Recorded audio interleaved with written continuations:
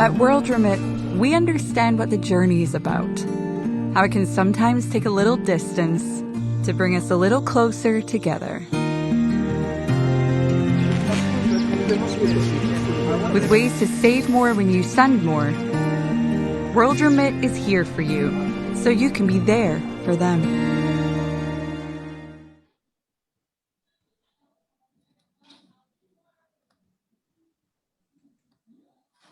Welcome. We are back again. Today is the 30th of the 1st, 2020. Wow. Actually, today is the last Saturday of the month. Wow. I can't believe it. We have done so well. God has blessed us and we're here again, 2021. Okay, thank you very much, everybody, once again for joining us in our 30-something program since we started. Actually, this program was started on, we started last year when COVID came and interrupted everything. So we are actually glad that a little bit, we're not really glad, but a little bit that we were not restricted 100% by COVID, but we decided to do something about it. And that is when this program was actually birthed, I would say. And the program was birthed by KDA, and KDA means Kenya Diaspora Alliance, based in the UK, and also by Kenya and Friends in the Park. Some of you know about Kenya and Friends in the Park, some of you don't, but yes, it was birthed by Kenya and Friends in the Park as well. And it was also birthed by Kifua. And Kifua is an organization in France, and that means Kenya in France Umbrella Association, and also One Voice Consortium. One Voice Consortium is actually based in the United States. So that is when this program was birthed in September 2020. And I'm so glad that today is end of January and we are still on kicking. So today with me, I have Alex, and Alex was here as well last week. And Alex is a lecturer in the UK, and he's going to introduce himself further. We also have John, who is the chairman of KDA, and John is also going to introduce himself. We also have Musau, our MP from Boni 2022. And I'm actually not Musau's campaign manager. I'm just saying because I believe in him. And then we are meant to have Kadogo, the only lady in the forum today, but she's missing underground because she's in Kenya, and where she is right now, there's no reception. So we do understand and excuse her. We also have Wilson, all the way from America, Obama's land. He's also going to introduce himself. And we have Josiah as well, who actually, Josiah is a businessman in the UK who has come up with a very unique, I would say unique program for us to send money or to send airtime to Kenya. So of course, he's going to introduce himself and tell us more about what he does. And we also have Walter Onuga as well, who is transport. He manages transport in the UK. He's into transport in the UK as well. And something else that he does, if you don't park your car properly, he will help you park it properly. He'll show you the direction of where to park it properly. So yes, so I have, today is all men, and I know probably I'll be crucified for just having men and my panelists, but tomorrow I'll have only women. So today, Saturday is men, tomorrow is women. Thank you very much. So I'll start with Alex. Alex, please, if you can introduce yourself and tell us who you are and what you do. Thank you. My name is Alex, and I actually teach business here in the UK. Alex, can you increase your volume a little bit because we can't really hear you? So thank you, Alex. Should be absolutely fine. Can you hear me now?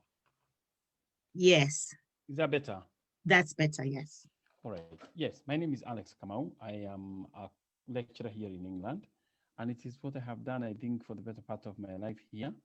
I also write commentaries on issues affecting Kenya, and I think one of the pieces I wrote about 3 weeks ago resonates quite well with what we are discussing today, which is the issue of remittances.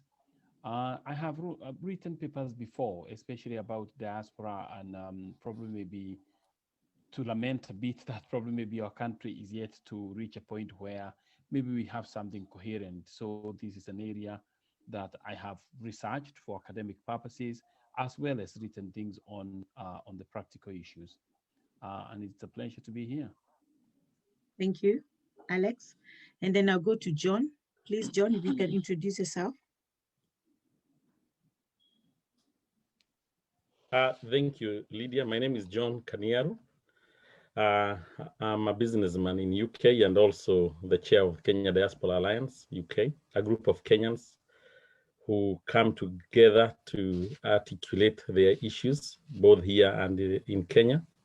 And I'm also a keen follower of Kenyan politics because I've been to parliamentary politics twice. So, and also I've lived in UK for couple nearly 20 years. So matters to do with the remittances are in my heart. So it's a topic that I would want to hear other people's view and also contribute into it. Thank you, Lydia. Thank you, John. Okay, so I'll go to our MP for Mboni 2022. Please, Musau. Okay, Musau, you're muted. We can't hear you. Can you hear me now? Yes, we can. Good. My name is Musau, businessman in the UK and Kenya, actually a global businessman. I'm WIPA Secretary General in the UK and also in the Diaspora, and a contestant for the parliamentary seat in Mboni constituency of Makueni County. Thank you. Thank you very much. And Wilson, please. Thank you. Yeah, hello everyone. Thank you for having me today. My name is Wilson Wangoho. I'm based in Atlanta, Georgia, in the US. And I am a businessman, more specialized mostly in insurance. And also we have a group that we work with in real estate. I'm glad to be here. Thank you. Thank you very much, Wilson. So I'll go to Josiah, please. Thank you very much, Lydia. My name is Josiah Kimani. I'm in technology. I'm a technology thought leader for an American company. I look after European businesses, corporate businesses. I'm also a mentor at the University of Westminster. And in business, I am a proprietor in an international newspaper in former East Africa, but also, as Lydia mentioned earlier, I am a founder of a technology that serves Africans in remittance of airtime. So not just money remittance, even though I used to do money remittance before, I do airtime remittance as well as international calling between Europe and Africa, as well as Africa back out to Europe. Thank you very much. So I'll go to Walter, please. Good evening, everybody. My name is Walter Nunga. I reside in the UK, been here for a couple of years. I work within one of the councils under the Environment Department, Environment and Sustainable Transport Department. But I also do consultancy for individuals. The issue of remittance bears dear to me because of we are here supporting our families very closely. And remittance going towards taxation, that is something we need to talk about. Thank you, Lydia. Thank you. So there's so much exploitation going on right now. Actually, during the week, there was a video that was going around about a bishop who spoke about the corruption in Kenya. And I know some people have not seen this video out there. So I just want to play this video, and I want it, and it's going to stay there, of course, on my Facebook. So the people who did not watch, didn't have privilege or time to see the video can actually see it today. So I just hope that I'll be able to play it, because we know nowadays technology is something else. And I hope I'll manage to play it. So I'll try. And can you see what I'm trying to share? No. Not yet. Okay, not yet. All right. Yeah, it's coming. Yeah. Okay. Yeah. Good. So we need to hear this. It's very interesting. Okay. What we lack in Kenya are not principles. We lack values. We believe in hard work that brings wealth, isn't it? That is a principle that is universal, but it's also timeless. We all believe that when you work hard, and Kenyans know how to work hard. However, we have never internalized that principle to help us now move it into a value.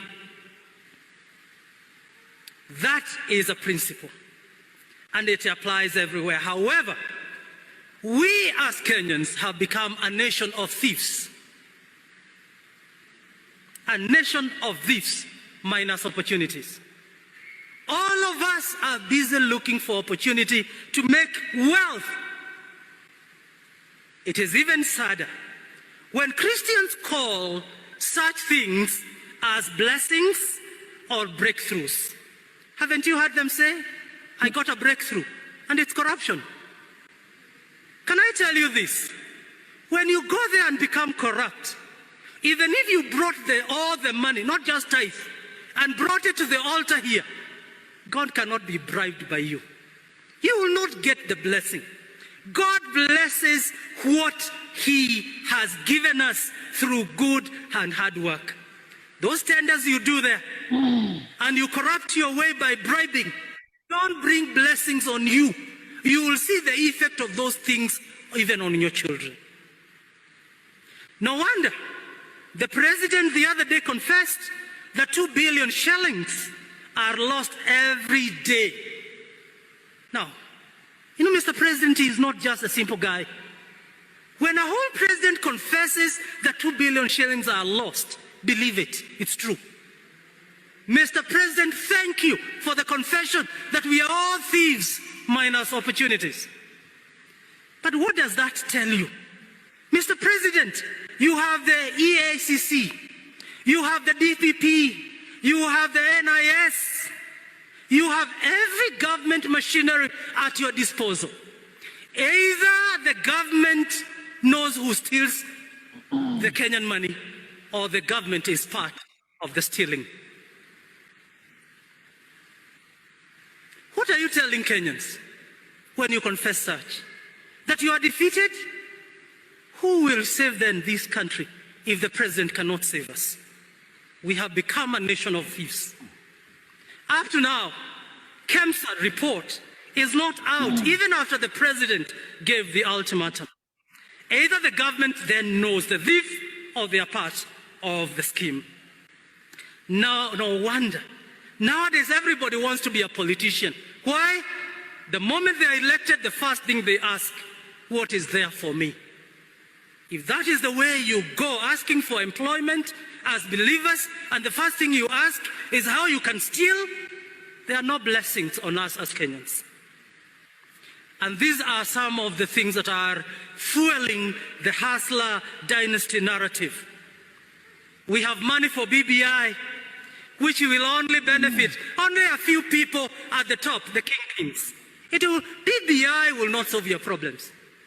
They only want to benefit at the top so that they can share.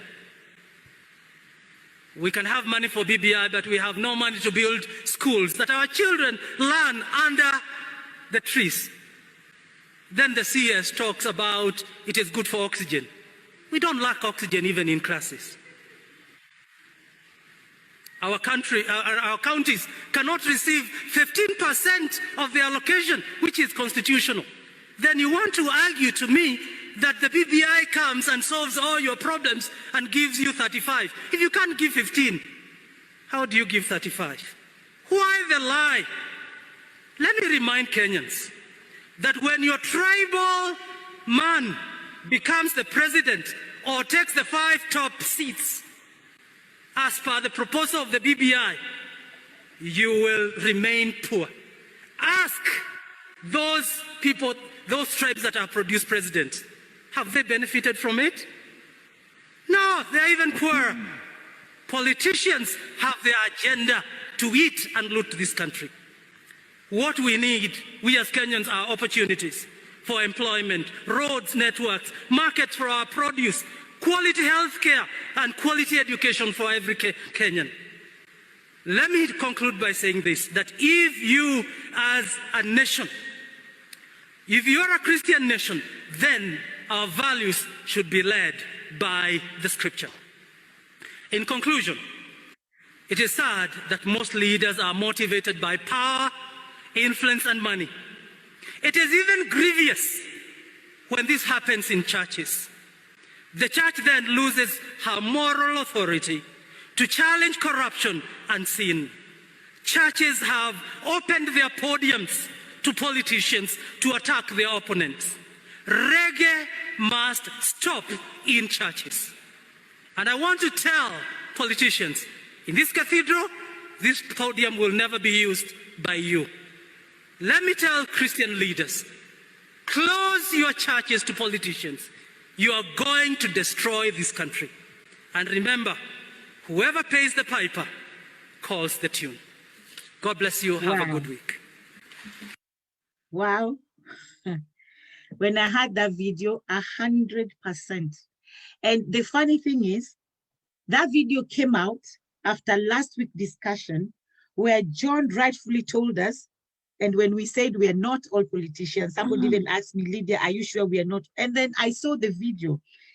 The bishop rightfully said, all of us are thieves and corrupt, and we are always looking for opportunities, how to exploit somebody. Now, we believe in hard working in Kenya and making money, while some people believe in easy money, corruption, and theft. 2 billion Kenya shillings every day, not every week, not every month, every day goes missing. Now, we are coming from COVID billionaires to remittance billionaires. So today we're here to talk about the remittance billionaires. There is no healthcare in Kenya, good healthcare in place, schools, institutions, infrastructure, and now they want to take remittances. Anyway, what do I know? I'm only a facilitator. So I have my panelists here who are actually going to tell us more in regards, because me, I'm just a facilitator. Okay, so I'll actually start with Alex, because I know Alex actually wrote an article about this, and that is what even triggered this, this session today. So Alex, please. Oh, thank you, Lydia. And I think if I just make a start, I think there has been what I would call almost some lack of information regarding what is actually going on, because unknown to many of the Kenyan, especially in the diaspora, and I would count myself probably maybe fairly well informed. What actually triggered all these is that ostensibly the government says through the Central Bank of Kenya that they are going to conduct a survey between the 1st of February and March to establish where the remittances come from and who actually receives those remittances. But if you actually dig deeper in the surface, many Kenyans in the diaspora, and probably maybe including on this panel, do not know that there is currently a bill going through Parliament, the Kenya Citizenship and Immigration Bill, Amendment Bill of 2020. And it is a clause in that bill that actually got my attention, because a clause in that bill says that the bill will give power. You know, it's going to give legal power. It's going to become lawful for the Foreign Affairs Cabinet Secretary to craft a law targeted at the savings and remittances given by Kenyans abroad. And if you think about it, I normally say this is a problem with our country, that in other lands, when laws are being passed that are going to affect people, the affected categories of people will normally lobby and be consulted so that they can either say we agree or we disagree. What is actually going to happen is that once this is passed, it becomes a law in our statute books, which means if the cabinet secretary does that, the only place where that can be given clarification is the courts. They will not be doing anything unlawful because it is going to be in our statute books. And my argument is very, very, very simple, do not actually fix something if it is broken. For me and for many of us Kenyans, we have got to understand one thing, that there are many occasions where the government actually is not a helper, the government actually is a problem. I don't really think there is a problem that we have at hand. Kenyans do not need guidance to be shown what to do with the money that they are earning. I am earning my money lawfully wherever I live, and I know what to do with that money once it reaches Kenya. You know, that the government would step in because no crime has been committed. There is no violation of anything that you might call maybe regulatory or consumer negative externalities on the consumer. The government simply should step aside and allow what has been working for years and years without their intervention to be left as such. It must cause us enormous concern because many times, and this is what I tell people, we cannot cherry pick what we like in a democracy, pick some things and leave others. A democracy is underwritten by the arrangement whereby we elect people to go to parliament to make laws, which we in turn obey. So if a bill goes through parliament, it has been debated by both the houses and it is passed as a law, then whoever is implementing things emanating from that bill is not breaking the law. They are not doing anything illegal. And that is what underpins a democracy, the rule of law. So it is that clause, and we are not being told, but I thought it is quite suspect that on the one hand, we have the Central Bank of Kenya doing what it is saying is a survey, and on the other hand, we have a legal instrument going through the parliament that is seeking to empower the cabinet secretary.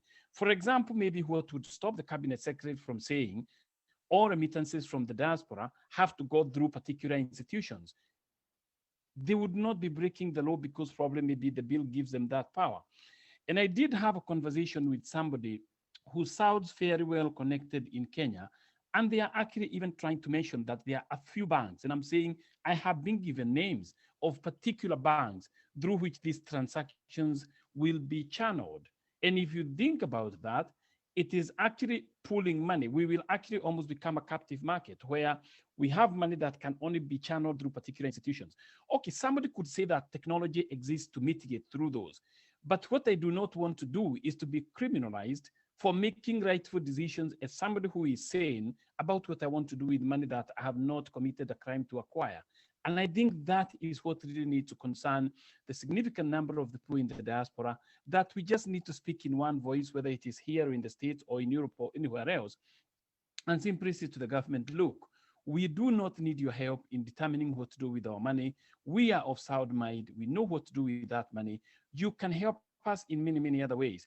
And I want to juxtapose the government's effort and speed in trying to intervene and contrast that with maybe what the experiences of many Kenyans abroad is. That many times when you speak with many Kenyans, our visit to our high commissions, our embassies abroad, we are met by representatives of our government who almost seem as if they are dealing with aliens, as if they are dealing with hostile people. And these are the people who should be receiving us there as citizens of our country and supporting us. And for the government they represent to then come in and say that we know better than yourselves regarding your money and we are going to craft these measures, I think we just need to be able to say, look, we need to be adults, and I think we need to be able to be left alone to deal with our money, and I think we should be able to do so. Okay. Thank you very much. So yeah, just to add on to something that you rightfully said, that it's a law that is being passed already in the government of Kenya. Does that mean that our voice, or now as we are having all these debates, will it really help, or we're just a sounding gong, just making noise? The fact that the bill is in parliament, because this ostensibly is an amendment to the Citizenship and Immigration Bill, it means that as most of the Kenyans I have spoken to in the UK, I don't know about the States or anywhere else, few of them seem to be aware of that bill, if at all. So you can imagine, and I would say this, I fairly try to keep in touch with Kenya. I read news and whatever. And if people I know who are well informed are not aware of the bill, never mind being consulted, this is a bill which should have been started with us, asking us questions first to inform the bill, other than for the bill to be passed for us to fit ourselves into it because it affects us directly. Yeah. Okay. Thank you, Alex. So I'll go to John. John, please. Thanks, Lydia. Well, the matter at hand about taxation of remittances is a very emotive issue, mainly because diaspora has always viewed government in a suspicious manner. The government has done very little to engage the diaspora, to explain what is their diaspora policy and how diaspora can be, remittances can be integrated in terms of to build our economy. As Alex has said, I was also notified, or rather I read in the newspaper about the bill that is being forwarded by Senator Kangata about the matters that will touch on the diaspora. What I would say, the government, first of all, by failing to involve diaspora, it is like creating a wedge between the would-be partners in developing the country. The other problem that I foresaw is the question of double taxation. When they intend, or if that is the real intention, to tax the diaspora money, that automatically will reduce the year-to-year growth of remittances, which we have seen moving from 100 billion. Currently, it is into above 300 billion. And my argument is that money, as long as it lands in Kenya in a legal channel, that money, if it's 300 billion and everything that will be done from the investment in construction, paying, or people buying food, there is a VAT or that will be paid through that money. The first question is, do they see the 300 billion being poured into the economy that or rather the diaspora are contributing to at least 16% VAT? That's a lot of money if you start thinking in terms of those numbers. As long as the government will continue, because this one, to the most diaspora, when you speak to them, it is a hostile policy, and all they are asking is to be involved. Even the intention of the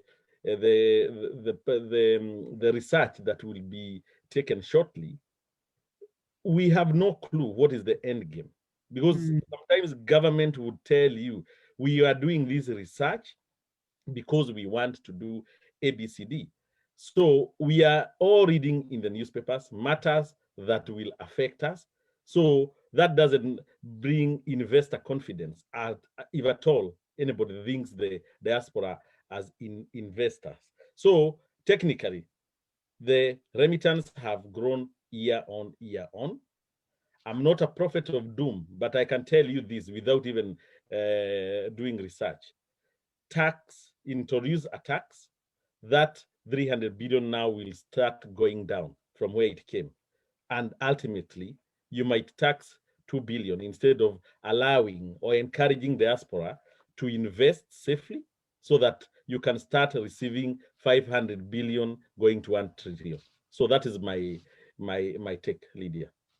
Yeah, I just go like what you say, just like when we had the Huduma number, we don't know the end game. It's the same thing with this. Now they want to tax the remittances. We don't know what the end game is, and that is the game that the government play a lot, especially with us diaspora. When it came to Huduma number, look at how they were running helter-skelter everywhere. I'm talking about the UK. They spent so money. They went everywhere to get the signature from people. Now they've started remittances as well. We don't know the end game. But again, I think, John, like you said, the 300 billion, I think it's just the fact that the government saw that the increase between 2019 and 2020, because even though 2020 we had a COVID and we were going through so much and a lot of people in the diaspora lost their jobs and they were not working, but yet there was a very big increase with remittances from 2019 to 2020. So wow, there is a pocket there for the government. It is a very exciting figure. If you sit down in a government department of finance and obviously the coffers, there's no money. Seeing a group that has 300 billion, it will trigger some imagination on how you can get a chunk of it. But the reason actually why we had that increased remittance in 2020. Maybe our people back home that we supported, they lost jobs. So we are the one who are supporting them.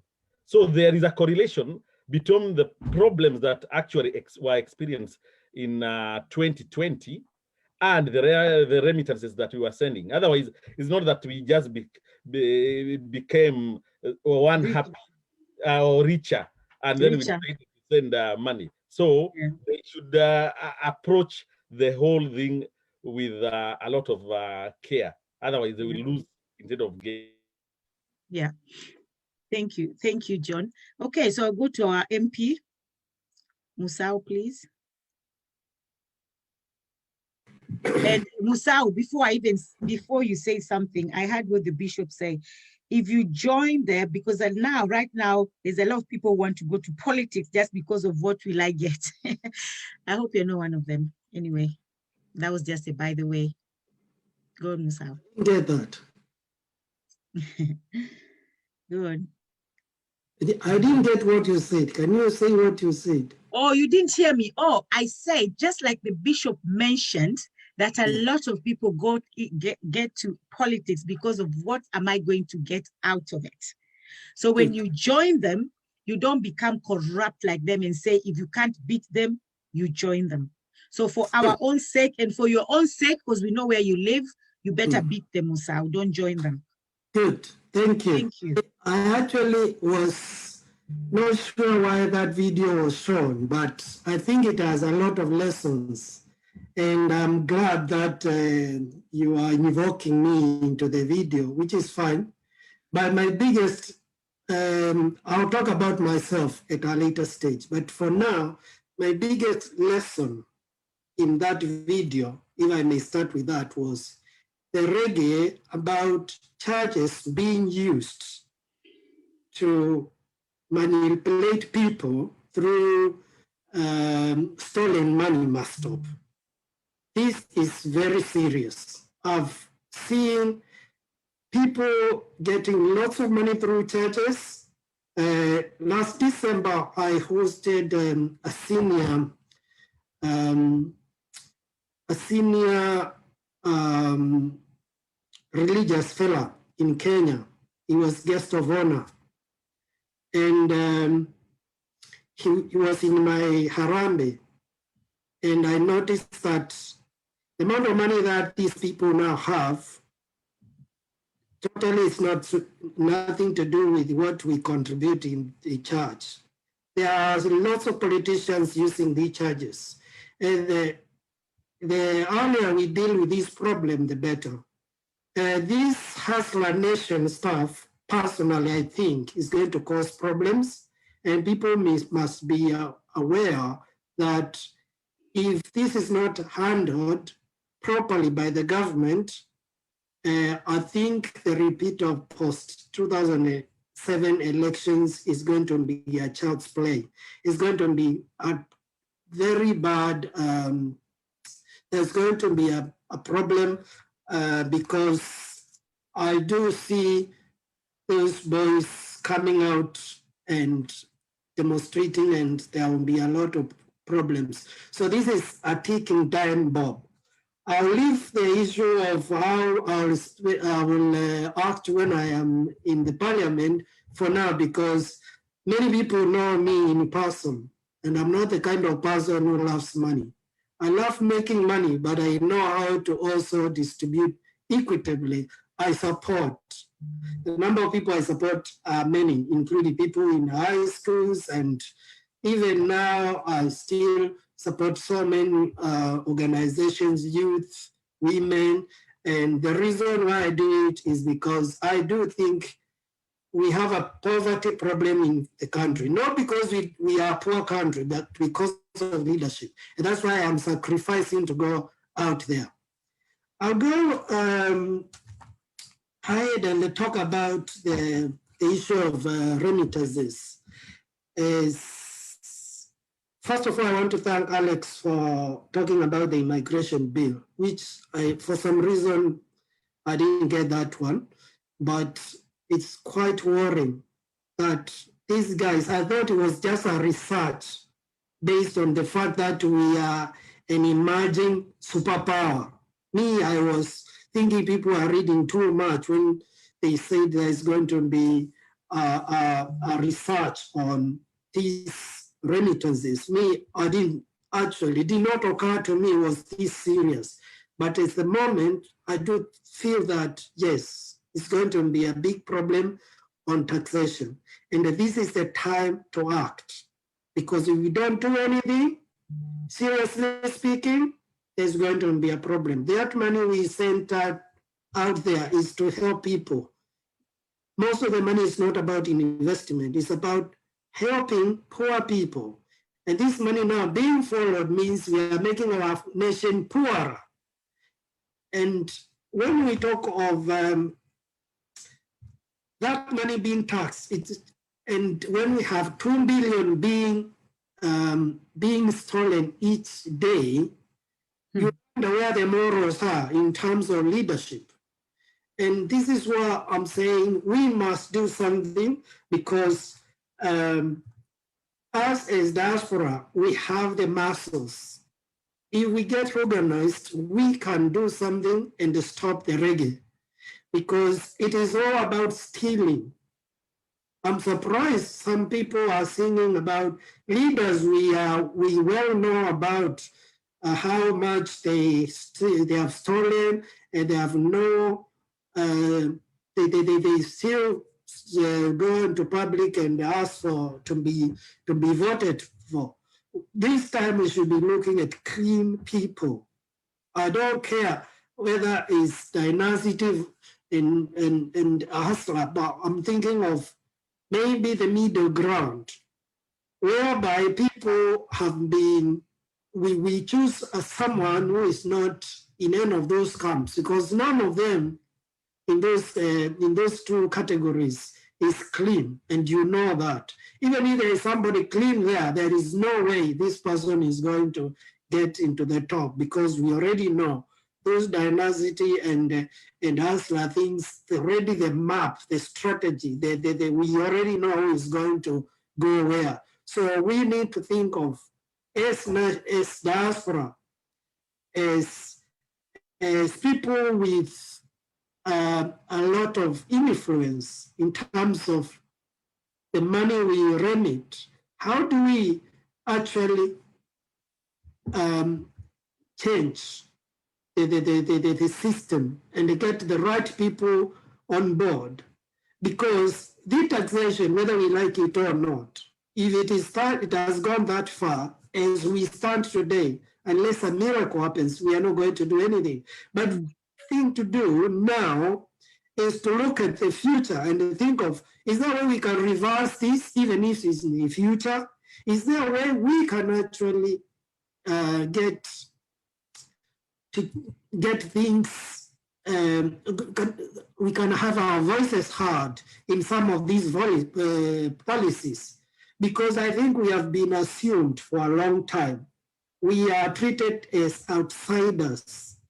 Nobody actually ever takes into consideration that there is 2 million plus Kenyans out there who bring more than 5% of Kenyan foreign exchange money into the country. And the question is, how can we actually come out and be heard? I know this is a tall order, but I still think we can do something and get heard. And one of the ways we can do is getting out people there to go and represent the diasporas. Because I don't see the 48th county being created in the near future. Why? Because those people know that they can't control us. The fact that they can't come and give us money and control our voting system means we are the least in the order of people they would want to come and influence. So, in that regard, we cannot expect these people to come and to discuss with us, and we cannot expect them to put our issues as a top priority in terms of policy changes. And that's why BBI was a non-starter. And that's why every time the people come here, they listen to us, and I think they just put the two fingers up when they leave, because they just want to do it to tick those, to put those ticks, because nothing for them, we can contribute nothing in terms of being in the leadership. So what I want to say is we need to think of how we can influence the policies, even if they think this thing of taxation goes through, because we are not united, we can still follow up in the future by sending a few people, representatives out there to speak on behalf of diasporans. And I am happy to be one of those people going to represent the views of 2 million diasporans out there, and make our voices heard. Plus, obviously, my people from the constituency, and also anything to do with the diasporans. I want to say that there are so many other ways we can also influence. This is Musau, I'll stop you there. I'll stop you there for now. You come back definitely. I know you're a politician. We give you the mic, you don't give it back. So I have to take the mic back myself at this particular time. But I'll give it back to one point and then you take it. I still have other things to talk later. Can I just say one more thing and then you stop me, please? Okay, sir. Last one is this medium of communication. This is a very powerful tool. If we can use this one regularly the way we are using, plus press releases, this can bring diasporans together. I can see representatives from the US. The other time we had a lady from Netherlands. We need also people, these politicians from Kenya, to come here and we grill them. This is a tool that we can use, if we use it properly, can also be very powerful. Thank you very much, the host. Thank you. Thank you very much, Musau. Okay, and yes, so I'll just go from here as well. The remittances that we send, not so much for investment, but we also create jobs with the remittances that we send. We create jobs. We also help in healthcare, because we don't believe that NHIF they talk about. That thing it doesn't help. I've seen it not helping people that I know that have gone to the hospital before. That NHIF card does not help at all. That is all the government systematic scheme to gain money from the public, and especially from the poor people, and also for education, because when we talk about education, is also helping early pregnancy from our girls, abortions, diseases, all those things. So the money that we send is not just for infrastructure, like Musau say, or for investment, but they also do other things that we actually need for the growth of our country, which is not seen, because I don't think anybody cares about the growth for Kenya right now, but we care about the growth of our pocket, as we also rightfully heard what the bishop said. It wasn't my words. Before they throw stone on me, when I go to Kenya, don't arrest me at the airport. It's not my words. I'm just saying what the bishop said. Okay, so thank you. So I'm going to go to Wilson, but before I go to Wilson, I just want to appreciate all the people that are there on Facebook with us.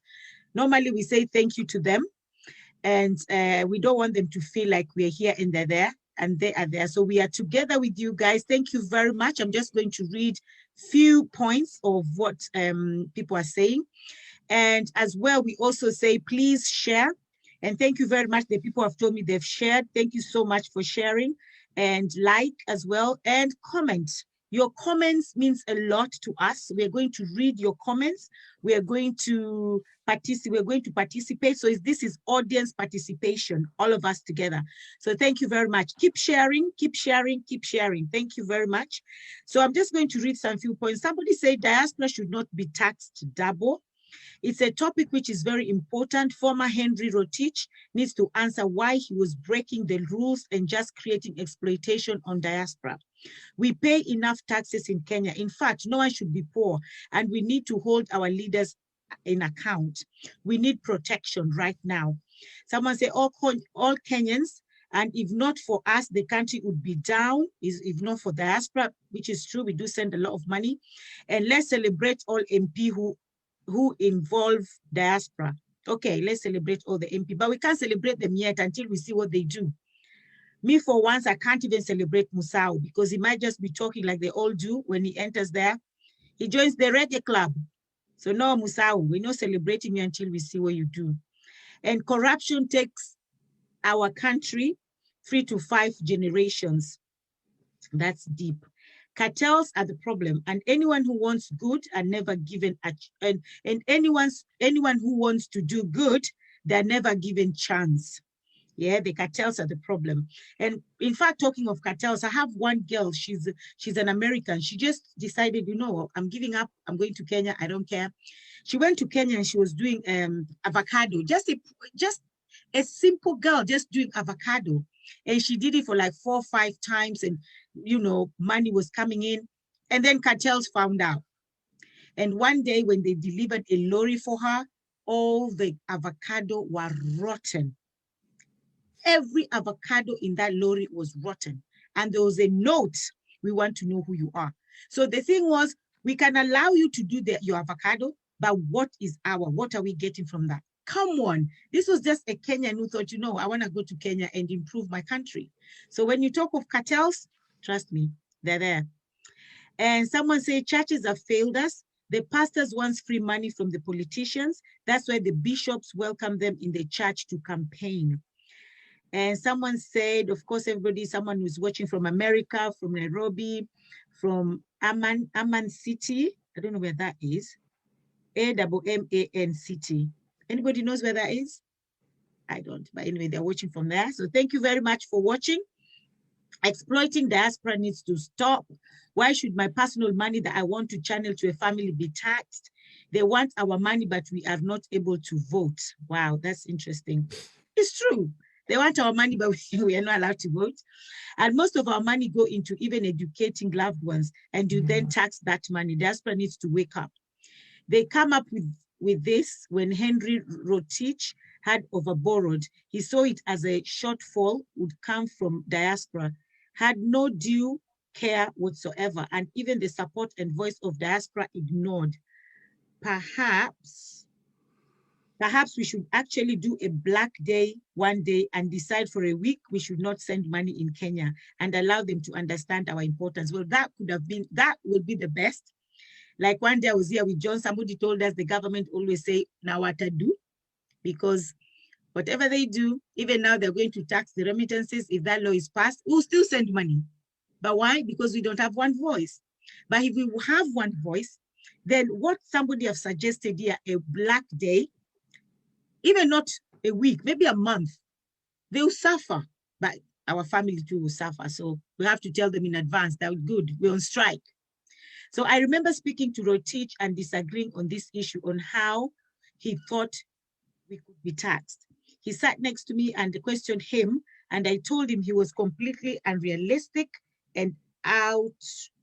Okay, he sat next to me, I questioned him, and I told him he was completely unrealistic and out of order to thinking he had not involved our voices. Sadly, our disunity and not turning up into our meetings and short notice. So I'll stop there. I'll stop there for now, but I'll continue later. Okay, Amman is in Jordan. Okay, the person answered me back. She said he's in Jordan. Well done. Thank you very much. So we are being watched all over. So if you're from Jordan or from, I know we have somebody here from America or from whatever country you are in, it would be nice if we all come together collectively because we're all diaspora and fight this, because to be honest, this is unfair. It's just going to make the big pocket from that person be bigger. We don't want that from all our money. I, for one, I will join that black day. Okay, thank you very much. So I'll go to Wilson now. So Wilson, please, and I'll come back to our viewers on Facebook. Meanwhile, please share, and share. Thank you. All right, I hope you can all hear me clearly. Yeah, but can you reduce the volume as well? It's like, okay. Just, yeah. Yeah, that's all I wanted to do, that make sure that, yeah, that's okay, wonderful. Yeah, so thank you again for being here. This is a very timely conversation to have right now, actually. And I like what Alex said, actually, and bringing some things to the light that I was not aware of. And this is why we're having this kind of conversations, so that we can open up our minds and, learn from each other, maybe even find a way forward. Because it's true, we have to be collective, come together and do this thing as a team. The problem we have been having is that we have always operated separately, and it makes it much easier for even the government or anybody who would like to deal with us, easy to manage, because we operate, coming from different corners and trying to address the same issue from different thoughts and all that. When I was looking into this, I was triggered to wonder, are there precedents of such things going on around the world? And I found it very interesting to find that this is a conversation that has been going on for a while, and actually beyond our borders. Nigeria currently is having a similar conversation. And that's why I said, thanks, Alex, because actually they're trying also to go through, they're discussing it on the government level, and probably pass bills that will also impact their, citizens who live outside their countries. And Eritrea has already passed some taxes that will impact their citizens who live in other countries. And for other countries too are having similar conversation. And I also looked into America, where I live actually, and we know about how every citizen who holds their passport or born here, you are supposed to file taxes, and they follow up, and they would like to make some money off you, even though you don't live in that country. So this is an ongoing conversation. It's not just us, it's affecting a lot of other people. And Kenya has a lot to learn, probably, or to borrow a leaf from other countries of how they're gonna deal with us. So I think that's why we need to come together and have a collective approach to this issue, so that we can be able to address it. The problem here is that the cow is too fattened. And when it's too fattened, they want a piece of the cake. They're sitting there and looking at, the butcher wants to slaughter it so that he can enjoy the fat meat. And so as the diasporans are becoming and investing, and they're sitting there and looking at those figures, and they're like, we gotta have a piece of that. And that right there is where the issue is. And actually, I was looking at Pakistan. Pakistan is having the same conversation, but in reverse, because people are not sending enough money. So they're like, we need to fatten, they want their cow more fattened. So what do? They're giving tax credit. They're doing a lot of things to encourage their diasporians to invest more. So it's the reverse of this that has happened. We are sending so much that they now want a piece of it. So what is gonna happen now is that the problem here, as I noted, I think somebody mentioned about what's the problem? The problem is that the government is broke, or the government need money to fund some of the projects they have, and they're looking everywhere. I can tell you the pressure is not just to us, even locally. There's a lot of pressure for collecting revenue, but us will become a big target because the amounts look very attractive. And I want to use a family setting as an example.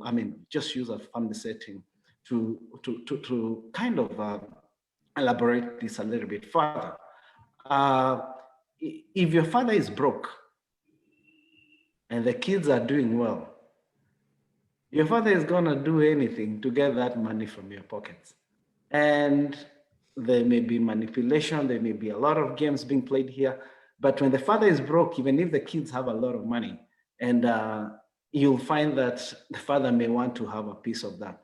If Kenya government needs money and they can see that we're having it, then they're finding any way to make sure they can have a piece of this. The problem is it's in that it's how they go about it. I think for me, it's how they go about it, and also doing this without involving us. If we're going to want our money, if you would like you'd like us to be able to help build our country through taxation, we would like to be part of this conversation. We would like to understand exactly what is going on. And hearing about such bills that directly impact us, and we are not involved in any way, because I think this is a conversation that should be on the table right now. We all hear that there's no taxation without representation. If you're going to tax us, also, we want to be represented in that process. Because I think sometimes if the conversation was very clear and we really, really saw the need of why they need to do this, probably people would be willing to listen. But now it's being passed, it's being taken like, in a way that we are not even aware of the process, that's what's going on. Then we'll be hit by these laws that will directly impact us.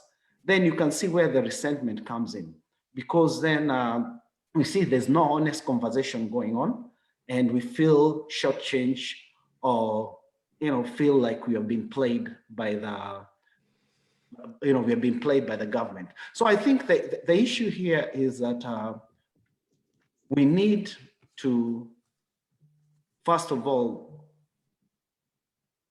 get our voices heard. If they're going to tax us, we need representation.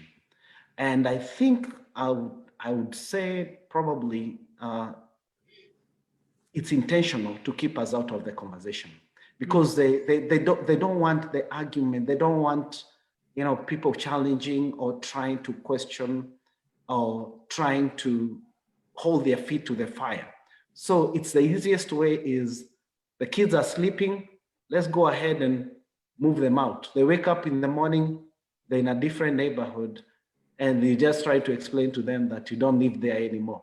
But we are like, if you're gonna move, talk to us, let us know that we are moving, involve us in this conversation so that you can be able to participate in it. So I think we need to find a way of getting ourselves involved. We need to find a way of letting the government know that we should not be, we don't want to take this sitting, lying down. We would like to, if you don't do it, then as you hear, countries like Pakistan, they're suffering because people are not sending money anymore there. So if you push us to that corner, then you're gonna kill the golden goose. And then you're not gonna have any more of the golden eggs. So you want to be careful, and we have a very open conversation. I think something that is going on here is that it's intentional to keep us out of the conversation, because they also, I don't think they're interested in having people, us being represented, maybe having like MPs, senators, and all those kind of people representing our regions or at the conversation table where these decisions are being. I think for now, I'll leave it there. I saw the moderator will take the mic away from you if you're welcome. So I'll leave it there. Thank you. Being my first time. Thank you, Wilson. Yes, I actually heard what you say about India as well, that the government are actually trying to encourage them to invest more.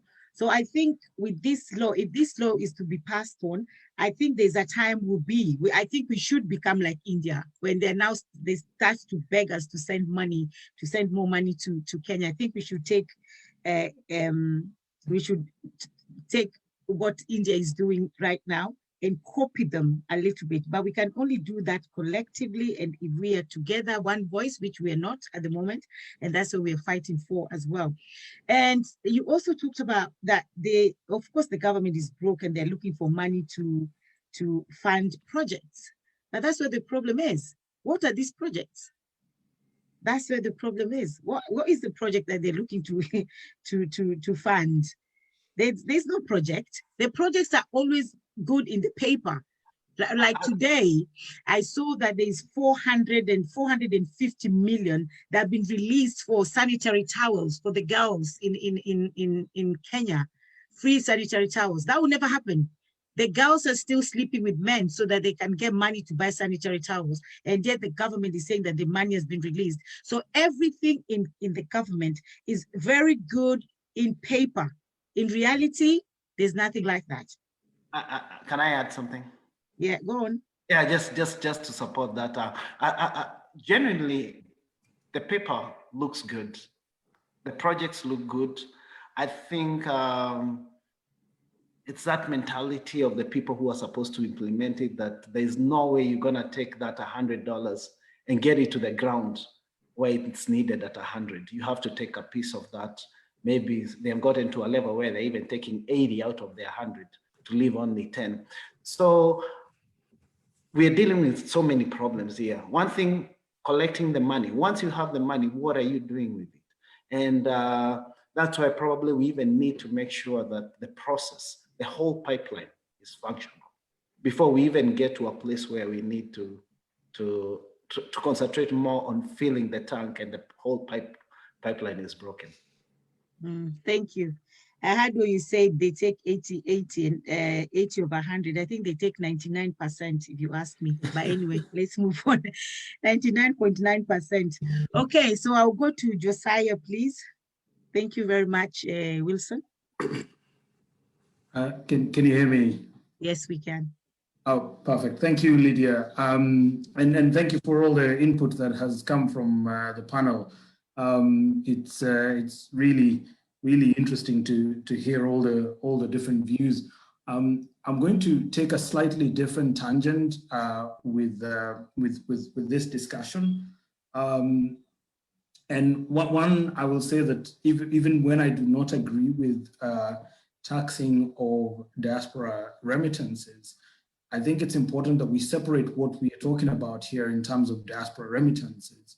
Are we talking about individual remittances where I am sending money to my mom or my dad or my siblings, or are we talking about diaspora remittance where they're investing in things such as construction, for example, or they are running a business and they're employing people, and therefore they're paying payroll taxes, for example. Maybe they're paying VAT because they're running a local business. So I want to be careful not to just castigate the fact that remittances will be taxed. I would want to kind of be very clear that we separate those elements, and because we are already being taxed as diaspora, we are already taxed in our remittances. If you send your parents some money and they go and make some purchases, they are already being taxed, and therefore your money has already been taxed. If you run a business in Kenya, or you build a property, for example, and it is rental, the rental income that you're making is also being taxed. So I think the taxation is already happening. The question is, what is this new additional taxation that they're trying to add? And I would like Alex to maybe kind of give us a little bit more insight onto the amendment that they're passing in Parliament, because that can help us kind of break down this conversation a little bit more. I also think that there is an element of scaremongering in the fact that remittances would be taxed. And I think it has two purposes. One, there's always a concern that when international remittances are moving from country to country, there is criminal, there's proceeds of crime, there is moving money that you're probably not supposed to be moving, and potentially you're taking that money into a country in order to go and do a project with it because you're trying to hide it away. So So those are things that I think we also need to consider when they're saying that they're going to tax. There's probably an element of scaremongering there where they're trying to tell people that if you're thinking of bringing your money into Kenya and that money is potentially proceeds of crime, then you now start asking yourself the question, do I want to be sending my money to Kenya when I know that that money is potentially not sourced from legitimate avenues? And that's another angle that I don't think we have considered. And the last thing that I would like to say is that the diaspora has been very vocal in recent years, and particularly now that we are coming towards the election year in 2022, and as you can see, we have the likes of Thomas Musau, who is going to vie for a seat in Kenya from the diaspora. We've also been very vocal, and even this platform that we're discussing today, which is the Kenya Diaspora Alliance, this is the diaspora being very vocal and saying that we do deserve to be recognized. We do deserve to have a seat on the table. And we've been treated as the proverbial child that nobody wants to have on the table, but actually we're quite happy to have all the money that you're bringing in, and we're quite happy to have all the knowledge that you have, but then you're the proverbial child that we actually don't want, because when you come in, you're going to bring a change that we're probably not ready for, because our leadership is probably not ready for that. And therefore, when I talk about scaremongering, there's also that other side of scaremongering where you want to scare and scatter away the diaspora by giving them a subject that they're going to be really scared about, and they'll run away and they'll probably just keep quiet and never say anything about their representation, because I like what Wilson said, no tax without representation. And so they want to scare you away with the word tax because you're asking for representation. And what we need not to do as the diaspora is to get scared by the fact that they have mentioned the word taxing of remittances. We send a lot of remittance back home for many reasons. You know, we send remittances to service a whole range of things, both personally, family-wise, or business-wise, or even for just foreign direct investment, and even for savings, for example. So I think that there is an element of scaremongering here because the diaspora has been too vocal, and they're becoming very vocal, especially as we are going towards the 2022 election. And there is an element of politics involved in this conversation around tax that we also need to bring into focus, so that it's not just we're being taxed and these people just you know, this is going to be retrogressive for us sending the money. And of course, John also mentioned that the billions that we have sent, the increase in billions has not because we've become just a little bit richer during a COVID year.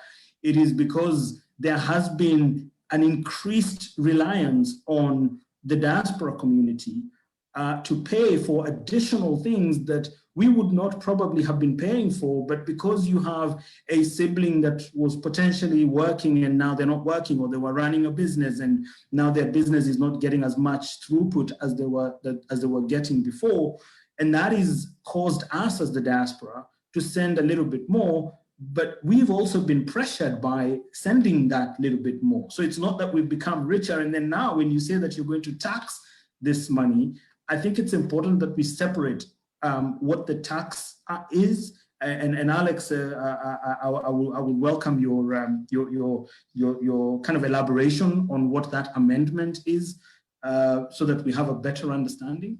But I want us to also consider that there is an element of scaremongering here that I'm seeing in the undertones. Thank you very much, Lydia. Thank you very much, Josiah. And that is the problem. That's why somebody even said there that we're being taxed double, because if they're going to pass that law, is a double taxation, because they've already taxed us through the forex exchange. When you're sending money, they've already taxed you already. So why should they tax it again? And you say potential process of crime. And I was thinking, really, we're talking of 2 billion. Somebody said it gets lost. It doesn't get lost, it gets stolen. There's a difference between getting lost and stolen. It's stolen. So somebody steals 2 billion a day, not a week, not a year, a day. Why would they even bother of the potential process of crime, the money that you're sending? I don't think that even holds water at all. I think there's also we must appreciate that the process of crime is an international process. It's not a Kenyan process, and so when I say process of crime, it's because it doesn't just touch on the Kenyan process of receiving the money. It also touches on the process of how that money is moved from the country of origin to the country of destination. And when you now say that I am going to tax you for this money, it means that I will now want to know a little bit more about where you get this money from so that I can be able to start taxing you. Because then you have to start disclosing where this money is coming from. So we also have to bring in the international dimension. Okay, all right. Thank you, Josiah. And Alex, I would like you to answer, respond to Josiah's question, but a little bit later, not yet, because I would like Walter to take the stand first, and then I'll come to you, Alex. And before Walter as well, I'll just say, please, our guest, we need to let the people, our viewers on Facebook, we need to make them feel as well like they are part of us. And us making them feel like they're part of us is actually going there and having a conversation with them. So responding to them, some comments, and answering some questions as well. And before I go to Walter, I'll also just read a little bit. This interesting conversation here. Somebody even thinks, guys, you're making too much noise. You should pay. You should pay for remittances. They should be taxed. Probably that's someone who lives in Kenya, because if you live in diaspora, there's no way you make that comment. And someone said, great discussion here. And Lydia Testola, this issue is what drive what drive away the international sponsorship and NGOs from various government projects. And reverted to sponsoring individuals to build or fund the government projects, e.g. schools, dispensaries, hospitals, etc. The same channel of remittance is where the money was lost till to date has never been accounted for, and no one is answerable to the lost huge sums of money, hence the commission of inquiries. Nobody is clean. Reggae hustle dynasty of all of them are power hungry. To me, there is no hope in BBI. Can you please type of influence? Okay, the way some people have written, I can't really read, because this is, can you please the type of influence you're talking about? Can you please the type? I'm trying to figure out what the person was trying to say, but I can't, because I'm not in their mind. So please write properly so we can read as well and be together. Can we stick to the influence? Can we stick to the issues of remittances tax? That's what someone says. They thought like we were trying to divert a little bit. They want to tax us. Unfortunately, they loot everything. What's the point? No service, no delivery. We're experiencing corruption is at high level in Kenya. Let's hope the next government will stop this. Which government? Is the same government going back? Oh, sorry, I didn't say that. It's the bishop that say that. So I'm going to read one more because it's very, very long. And then we're going to go to Walter. But as I said, thank you very much, our viewers. Please keep on sharing. Thank you very much for those people who have shared. Keep on sharing, and also your comments. Your comments, we love the comments. We love your suggestions and your questions as well. The panelists, they're here to answer your questions. Okay, having listened to the discussion, many of us struggle to make weight to the West and other diasporans. We have contributed to building the economy of Kenya for many years. We campaigned to be recognized as the 49th county of the diaspora and have representation in the Uhuru Ruto regime. But unfortunately, nothing happened. I was contacted by the British ambassador in Kenya, Mr. Rob McAir, who had an interest in understanding what kind of jobs Kenyans were doing here in the UK to use the remittances were higher than what annual tourism contributed. If the diaspora has to pay taxes for the remittances, then we need representation in the government otherwise. Also, we need to know what our return of the taxes we pay. Let the administration know that we are not stupid. Okay, so that was a long one. Thank you very much. And already taxed in diaspora, when we send remittances, we are taxed by M-Pesa. How now government want to tax us again? Okay, I'll stop there. And like I said, please guests, if you can just go and either contribute with people as well, just talk to them so they feel like we are together. Okay, Walter, please. Thank you, Lydia. Thank you to the people watching online and the fellow panelists. One of my questions is, what has been done to prevent the impunity that faces the diasporan people? We are only trying to make things better for people back home and our country, but it's always impunity. One of the comments there is that the former, I think, CS Rotich was here in the UK a few years back, and in a meeting, he blatantly says that they want to get the diasporan money. That have been told he wants to get the diasporan money. They're going to eat the diasporan money through taxes. We're talking of the taxation and taxing remittances.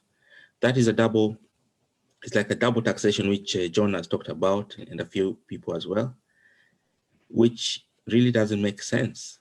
It's not really allowed. I stand to be corrected, but I understand that's not really proper. Next, when you send money, I'll use an example. If I send money through World Remit, for example, already at that point, when it moves from my bank to World Remit, there is some charges already and taxation has taken place. At that point, it goes in between before it lands in Kenya. If it lands in Kenya onto the portal of M-Pesa, it is not free. I'm again charged some money there, which is taxation, up to the time it lands in somebody's hand. And as Josiah said, as we buy products, there's already taxation happening at that point. So is it really fair to carry on taxing, to add another tax on top of that? But who bears the cost of the taxation? End of the day, it is the person sending that money who bears that cost. And where does this tax go? I mean, people in the diaspora, for example, in the UK, we have the NHS, which is the National Health Service, where we pay taxes towards that and you see where it goes. You can walk into hospital and you're treated. You cannot do the same in Kenya. So is it really fair that you're taxing more and more? In Kenya, we are one of the heavily taxed countries in the world, which is a fact, is out there. But where does the money go? It goes into the coffers and the pockets of our politicians, which is not fair to the Kenyan people. Coming back to the diaspora is being taxed and adding more to the remittances. If the taxation element is put in, right, and taxing in whatever way, we shall go into what I think Josiah was talking about, which is going into crime. So because now people will look into other avenues of transporting this money. Right now, they can see clearly where the money is coming from and is going. But immediately you put that, you're going against its sustainable development, which they're aiming for in a few years. This is taking us back. We should actually be talking and having policies which are there to encourage the diaspora. I only learned about what Alex was talking about in the bill. The bill, they have not involved the stakeholders, who are the people who are remitting this money. Why? That is the question. Why are you failing to involve all the stakeholders? Because you wanted to support your coffers and whichever way you want to carry on, without telling us that this is what you want to do, and then we'll challenge it. Why do you want to do this? Or even guide you in the right direction. Kenya has so many good policies on paper, very many. Even some are everywhere, but they're not implemented and enforced properly. I'll leave it at that. Thank you very much. Thank you very much, Walter. Yes, we do have NHS here, or in Kenya we have NHIF. So, so anyway, the tax from A to B is tax. That's diaspora to my mom. From B to C is tax from my mom to the hospital. From C to D is tax from the hospital to someone's pocket. Wow, that's ridiculous, to be honest. Okay, so probably, like we said, we were looking for COVID billionaires. Now is remittance millionaires. Okay, so thank you very much. So now I'm going to Kadogo, who just joined us all the way from Kenya. I hope our sound and our lighting will be good. Kadogo, please. We need to see you as well. Yeah, I'm trying. Thank you. Okay. While Kadogo is trying that, we all know how technology is hard for all of us, not just in Kenya, but it's a worldwide, it's new for all of us. So I'll just read a little bit. Yeah, while I wait for Kadogo. Kadogo, just while we wait for you to come in. Someone say, please send me the link. Okay. Yeah, please send me the link that the government wants to tax diaspora remittance. Double taxation, weird, unless it's remittance fee. Diaspora is supposed to be supported by foreign embassy, but this embassy are politically appointees. We must change the law, the policy and law. What is the percent? What is the percent they are talking about? What are they proposing for the tax? I don't think the percentage really matters right now. Is the fact that they are going to tax it anyway, whether it's 1%. 1% is actually a lot. And then this is the person who say, watu wachopiga kelele, watu walipe ushuru. Nobody likes to pay taxes, but it has to be done. It's a civil and patriotic duty. The only discussion should be how much, and services to be provided in return. If Mama Mbogas are paying tax, why should the diaspora be exempt? This person really doesn't. I read that, Lydia, just to chime in a little bit. I read that and I thought, but we are very patriotic to the countries that we live in. Are we being asked to be, again, double patriotism to another country as well? So this is, again, where we're saying, what are the standards? Are the standards where we should be patriotic to the countries where we're resident and then also patriotic to the countries that we come from? Or what is patriotism? Because we kind of band around these words and we use them loosely, but actually, what do they actually mean? And then the other thing as well, I just want to make the comment of that person saying Mama Mboga pay taxes. Of course, Mama Mboga is paying taxes because she's in Kenya. We cannot tell Mama Mboga now pay taxes in the UK as well. We are paying taxes in the UK as me, as Mama Mboga here. So why should I pay taxes here as Mama Mboga and then send the same Mama Mboga some money that I've made and I've paid taxes on that money? I'm sending Mama Mboga that money, and I'm paying taxes sending her. And then she has to pay tax as well. I don't think this Jenga Ngugi even understands what they're talking about. Can I make a comment to the person as well? There is one aspect that needs to be clarified here. Diaspora, they are still paying tax, but indirect tax. And when we talk about the indirect tax, like today I bought cement worth 30,000. On that bill, there was a VAT of 4,000. Which was 16%. So today I'm seated here, I've paid an indirect tax. And that's why we are saying what we would oppose is what we call direct tax, where you send your 30,000 and then they apply, let's say, a 10%.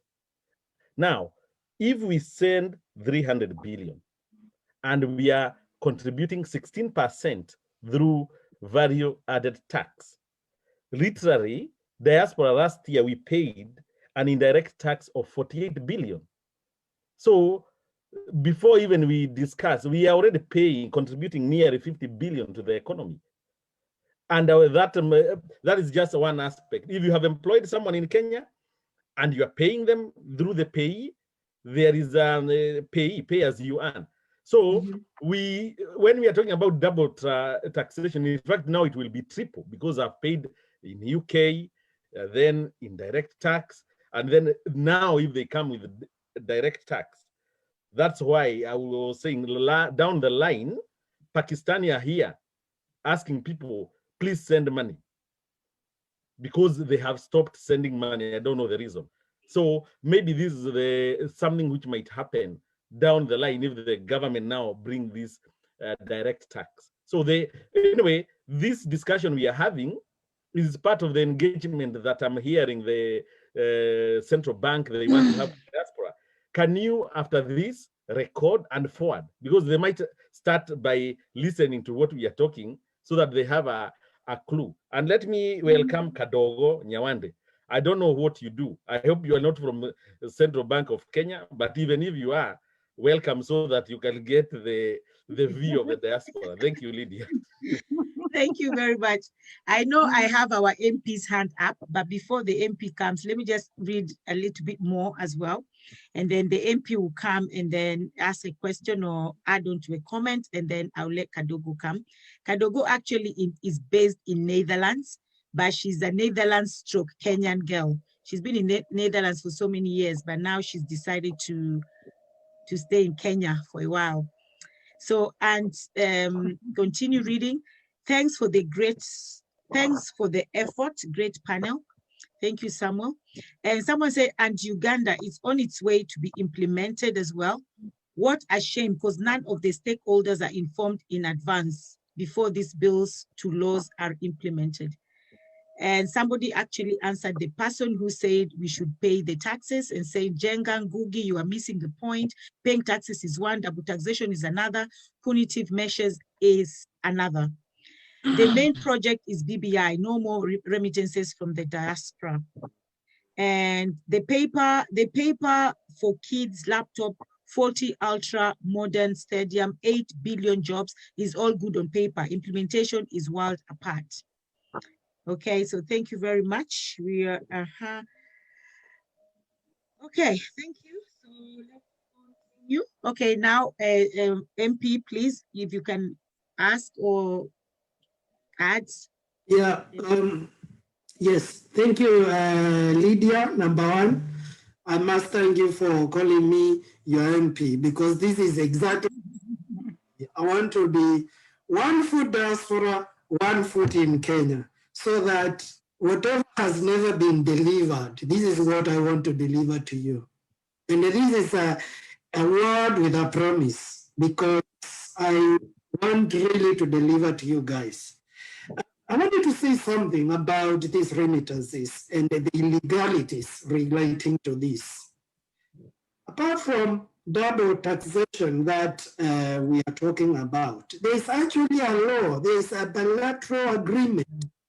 In April 1976, Kenya signed an agreement between UK and Kenya not to tax people who are paying tax in the UK to be taxed in Kenya, and vice versa.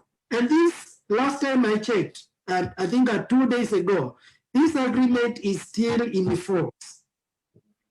That means we have a case here. If anyone brings up this issue and we are being taxed, we can actually challenge this action in a court of law. And this is where I want to say that we need a legal team that can actually represent our issues in the court of law. Because when we talk about politicians, they are just politicians. I included, although I'll be a politician with a difference. We need a legal team that can actually represent us. We need also a press team. People like Mr. Alex, he's very talented. How are we going to tap into such and get people who can actually represent us? Because there is a lot of illegalities going on, and we are becoming we are moving from Banana Republic to Bongo Republic. We are getting worse. I don't know which one is worse than the other. Why? Why would any country have a law that says there must be representation for every single Kenyan? Yet we are here, we call ourselves Kenyans, we have dual citizenship, but no one represents us. Is that actually fair on us? We are thinking of, if they want us to have projects, they want to do projects, why don't we do those projects ourselves? If we actually come together as the Kenya Diaspora Club, which we are working on as we speak now, why don't we do those projects ourselves and forget about people taxing us double and putting all the money in their own pockets and losing 2 billion Kenyan shillings every day? We have no faith in these people.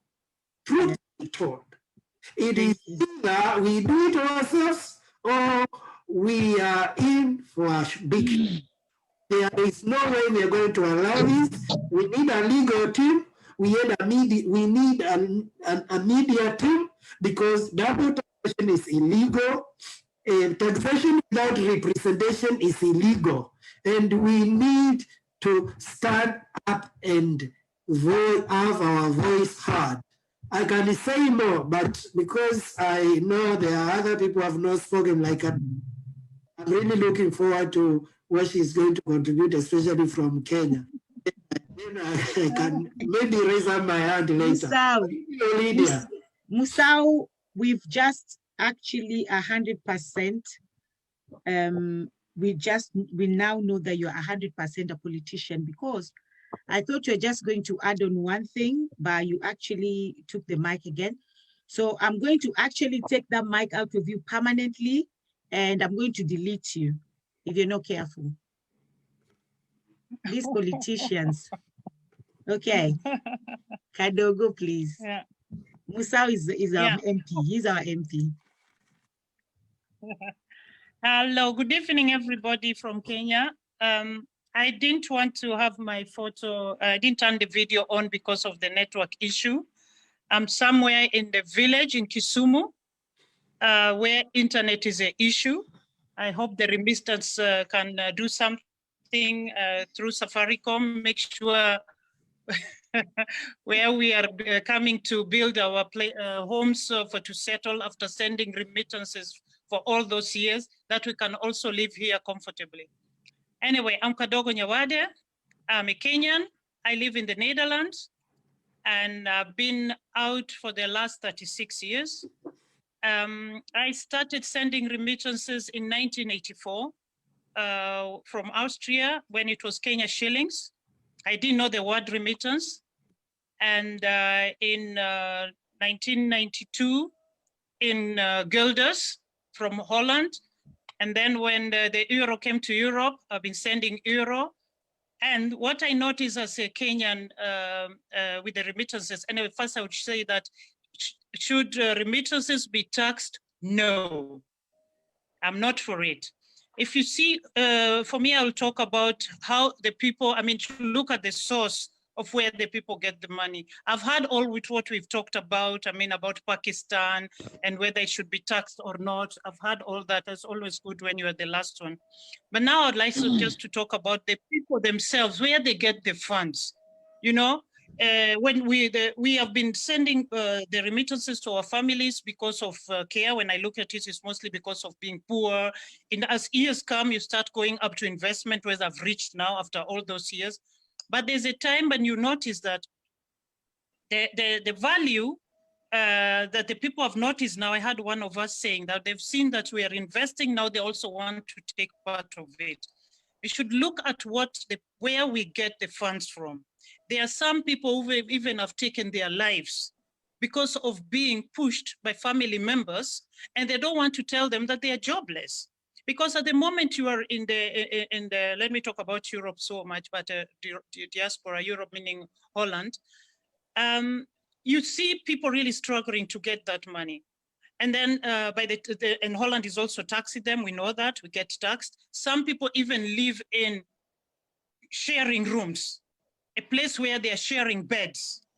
But what we don't do also as diasporians, we don't really tell our families, or I heard that one MP came to the UK and to look for where people work, and they say they want to eat our money. We don't really tell people where we get our money. What we are seeing that we look good, we are dressing well, you come back home after a year and spend in the highest hotel, and if a family asks for money, you send them, and then you go back. So people think that we just collect that money. So if you hear now, you're struggling now with that corona and the cold, me, I'm happy I'm here, but I worked hard for it. The cold, the corona, and then people are still telling you now, you wouldn't want even to hear that through that struggle, that little what you have is going to be taxed. There's a big, big challenge. People are dying. So if there's anybody, I'm not working at the central bank, somebody say that, I'm not working at the central bank. But I heard somebody talking of cement. I'm buying cement for the last 4 years. The taxes which we pay, caring of the people in this village where I'm telling you, you make sure that the much you'd give them is what I've saved. Somebody talks of investment. You invest, by the time you come here, you even spend it on the people, making them that you feed them. If you here in the neighborhood where you live, a child is sick, you become also the insurance. There's all these burial ceremonies. You're being seen like, you know, money making machine, which even the engine doesn't stop. You know, it's keep on moving and moving. We as diasporians, we know you'd save your money and you have it in a pocket when you get here, or if by the time you want to send the remittance, you already know how you want to spend it. But in that time, it looks like it's not finishing. You're drying this cow, you know, I'm not a cow, but I mean, even a cow which you're milking, it dries out. So there's a lot of bitterness. I'm talking about myself as a person and the people who I asked for, what would you like me to talk about? Because I'm going to this discussion today. There's a lot of bitterness. And we also have sources of people who come to the diaspora, and they come in different. Some get to the first class, they land immediately land at a place where money is not an issue.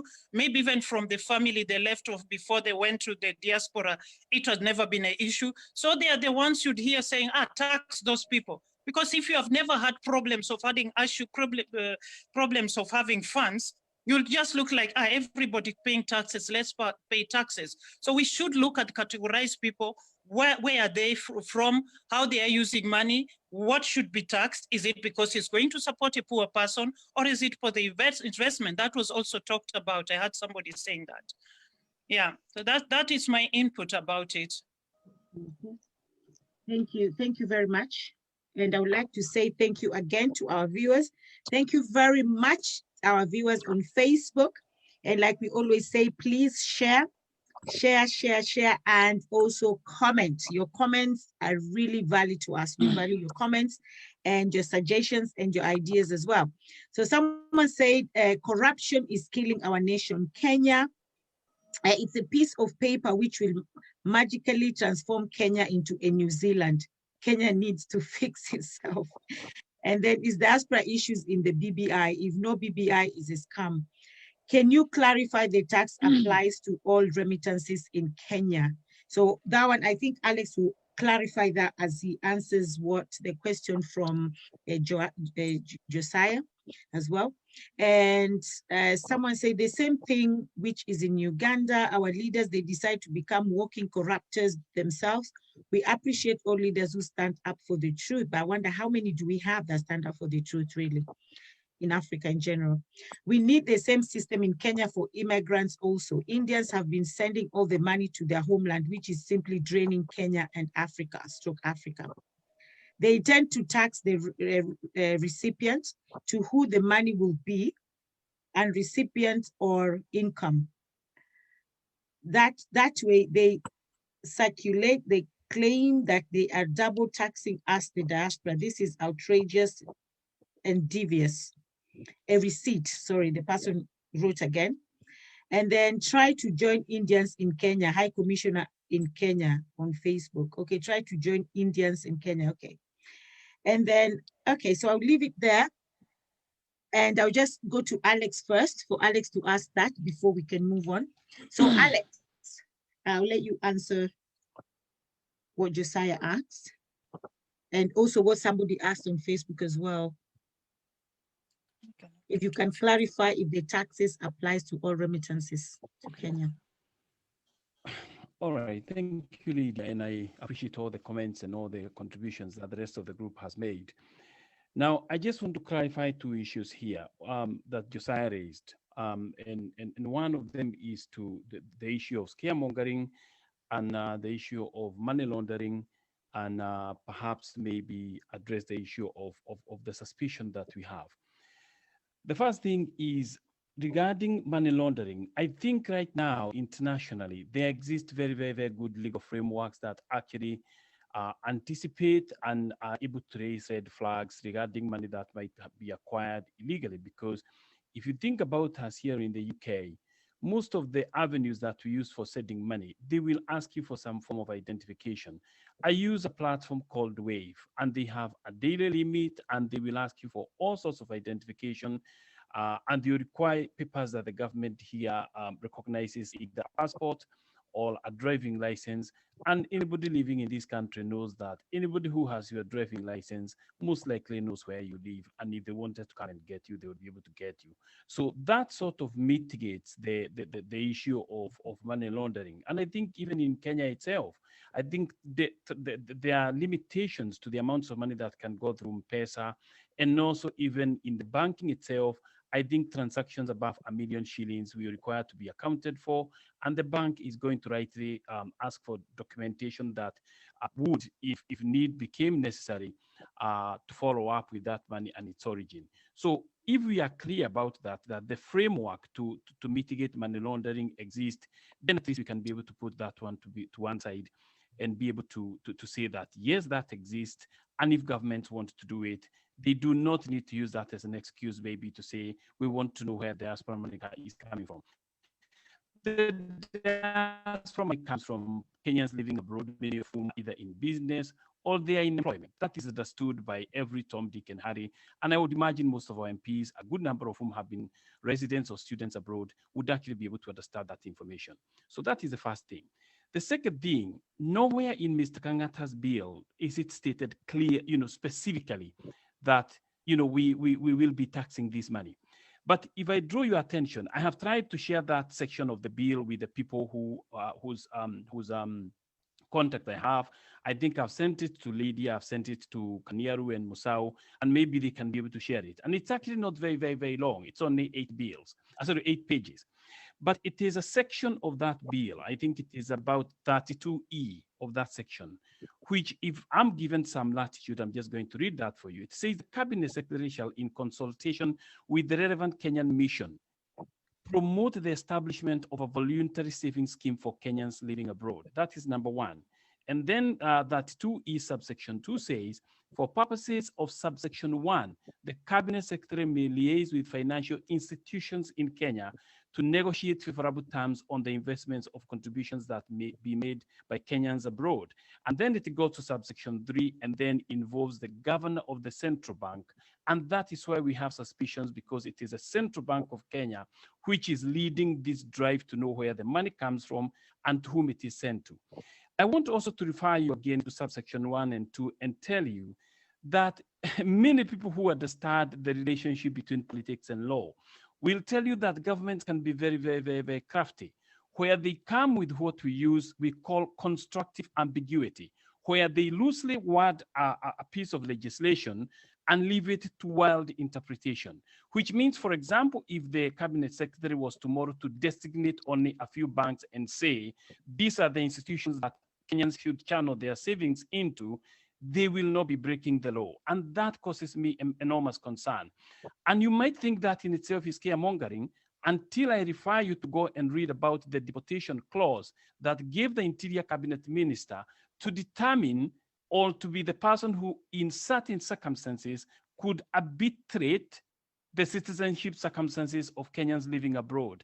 And it was not until that was used to deny Miguna, who is a citizen of Kenya, entry into Kenya, that we actually came to light. That this wide latitude and sort of ambiguity in legal clauses that adds giving so much power to bureaucrats and politicians can be a problem. That right now this might seem on the face of it a very innocuous, a very innocent bill. But later on, when the interpretation and the practicabilities of it come into play, we say, I told you so. So these are the issues there. The third issue, which I think has been mentioned by a few other people there, is the whole question of taxation without representation. I know there are people who are calling upon and saying this is the United States of America, and I know Americans have to pay income tax irrespective of where they earn that money from. But can you look at what America does to its citizens when they fall in trouble and contrast that with us when we get into difficulties, and whether our government steps in to use the taxes that they might so religiously want to get from us to be able to provide succor or some kind of help to us when we are in difficulties. And that is a central question. It is so fundamental that you cannot tax people without representation. People cannot be taxed if they are not represented in the assembly, the National Assembly, where those laws affecting them are being passed. If we are not represented there, if we do not have a decision, if we do not have a power to determine who goes in there, then surely we should not be paying towards a consolidated fund that then funds that process. And I remind you again that the whole question of taxation even doesn't arise, because many times we know more of the taxes are not the direct taxes, the indirect taxes, the VAT. Those are actually the taxes that raise a lot of money. And as Kanyeru correctly alluded earlier, we are paying that through the money that we said, much of which is used for consumption, and the consumption to which it is deployed to is subject to Kenyan law for VAT and others. When people are buying land, they stamp duty to pay. You know, whether people are selling property and making money, they capital gains tax to pay. So in principle, we are saying, look, it is not that entire people are averse or saying we should not be able to pay anything altogether. It is a question of trying not to triangulate those three issues: citizenship, representation, and taxation. And you cannot deny those three things. You have got to triangulate them together and be able to look at them. The last point that I also want to mention here is that when you're coming up with a tax, you need to look at the practical elements of that tax. If the tax adds up, raising less money than it helps to bring in, you should not actually deploy that tax, because levying charges or direct taxation on the remittances is for the remittances to come down. The loser will be the Kenyan government and the Kenyan economy, because I want you to appreciate, unlike maybe international investors who come and invest in Kenya and they have to repatriate money back to their countries by way of profits, much of the money that the diaspora actually said in Kenya remains in Kenya. These are direct injections to the economy, which only acts to increase the multiplier effect. Because I would imagine the money, for example, that John says he spent to buy cement, the 30,000 that he spoke about today. It is going to keep a builder employed. It is going to keep a mama mboga employed. It is going to keep drivers employed. And if more of us are doing that, the government should be providing incentives for us to be able to do that. We need to understand these things and have an adult conversation, because if you look at the section I have read to you, I have read as written in the bill, you can actually hear that the government, our government, is keen to consult the foreign embassies, but not ourselves who are going to be impacted on it. And I think anybody looking at that would see a sort of a clandestine or a cavalier arrangement whereby you are effectively coming up with a law that is going to affect a certain central constituency that is contributing so much money to the national economy, but you're not consulting them. You'd rather consult your own government representatives. Things don't work that way. And I'm sure many of us understand these things. And the fact that we are having this conversation is important and good. And I hope that it is able to start conversations home and everywhere else. I want to say one final thing regarding what we can be able to do, because if each one of us in this panel you know, we come from constituencies in Kenya. I come from a very, very, very famous constituency in Kenya called Lari, which many, many, many Kenyans don't know anything about, but it is a very, very historic constituency. If each one of us would take the time to write a letter or even an email or even any form of communication to our MP and try to start lobbying these things from behind the scenes to let them know that these things are happening. Because I think to a greater degree, there's a good number of our MPs who probably don't even understand these things to begin with. Because if somebody has never left Kenya, if they don't even have enough contacts in here, they may not understand what the implications of these are. But I would rather the money continue to flow into Kenya untaxed, other than to impose a tax on it and then drive its operations underground. That is my view. Thank you very much, Alex. And before I just ask a question and then we have an open discussion, I would like Josiah. Josiah has his hands up. He wants to respond to Alex before that. Thank you. Yeah. I just wanted to respond to Alex in terms of the money laundering element, because I think the assumption that all countries where money is originating from have the standards that we see from, for example, Europe, or where, like you said, before you send any money, you're asked for certain details. Those standards, while they're critical here in Europe, for example, they're not standards that are practiced across the globe. There are countries where there are Kenyans in the diaspora where those are not practiced. And so there could be money that is coming from those countries that the government may be trying to put a check and kind of just apply a handle on that matter. But I think there's one thing that you've said, Alex, that I think is actually a very sober statement, that the diaspora need to be incentivized. And you've also mentioned Lari, for example, which is, again, as you say, very historical, because there was the Lari massacre, for example, that happened in Lari, which maybe a lot of people are not even aware of. But I think there's also the element of incentivizing diaspora in order to be able to not just buy cement, as John has done for 30,000, but to invest in the macadamias in Embu, for example, or to invest in the potato industry in Nyandarua and maybe start to do something with potatoes so we're not losing over 40% of the potatoes that are coming from the farms, for example. If it's Nakuru has the pyrethrum. Pyrethrum is required across the globe for insecticides and pesticides and those sorts of things. So if we look at Kwale, for example, there are coconuts in Kwale. Coconut is a huge industry across the globe. So there are a whole host of things that the government can do to incentivize the diaspora and not just look at the big four, because they talk about the big four. And the big four is a whole bunch of billions that are required in order to build into some infrastructure. But then there could be small cohorts of the diaspora community who are in smaller groups that could have some money that they can invest in restarting the pyrethrum industry, for example.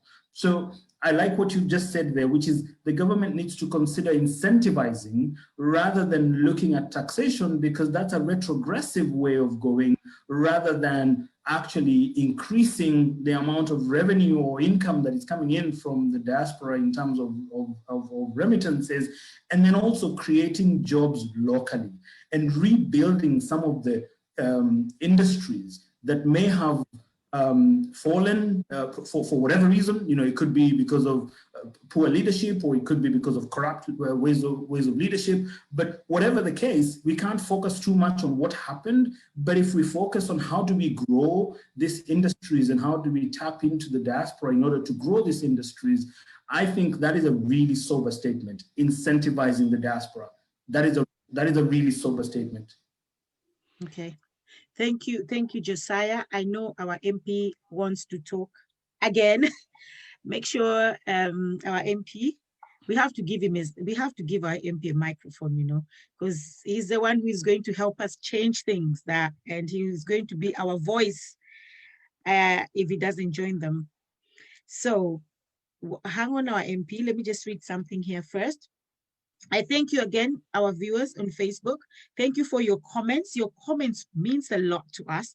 Thank you for your contribution. Thank you for your questions. Thank you so much. And I also just want to say thank you so much for everybody who have shared. I know some people have told me they've shared 2 times, 3 times, 4 times, 1 time.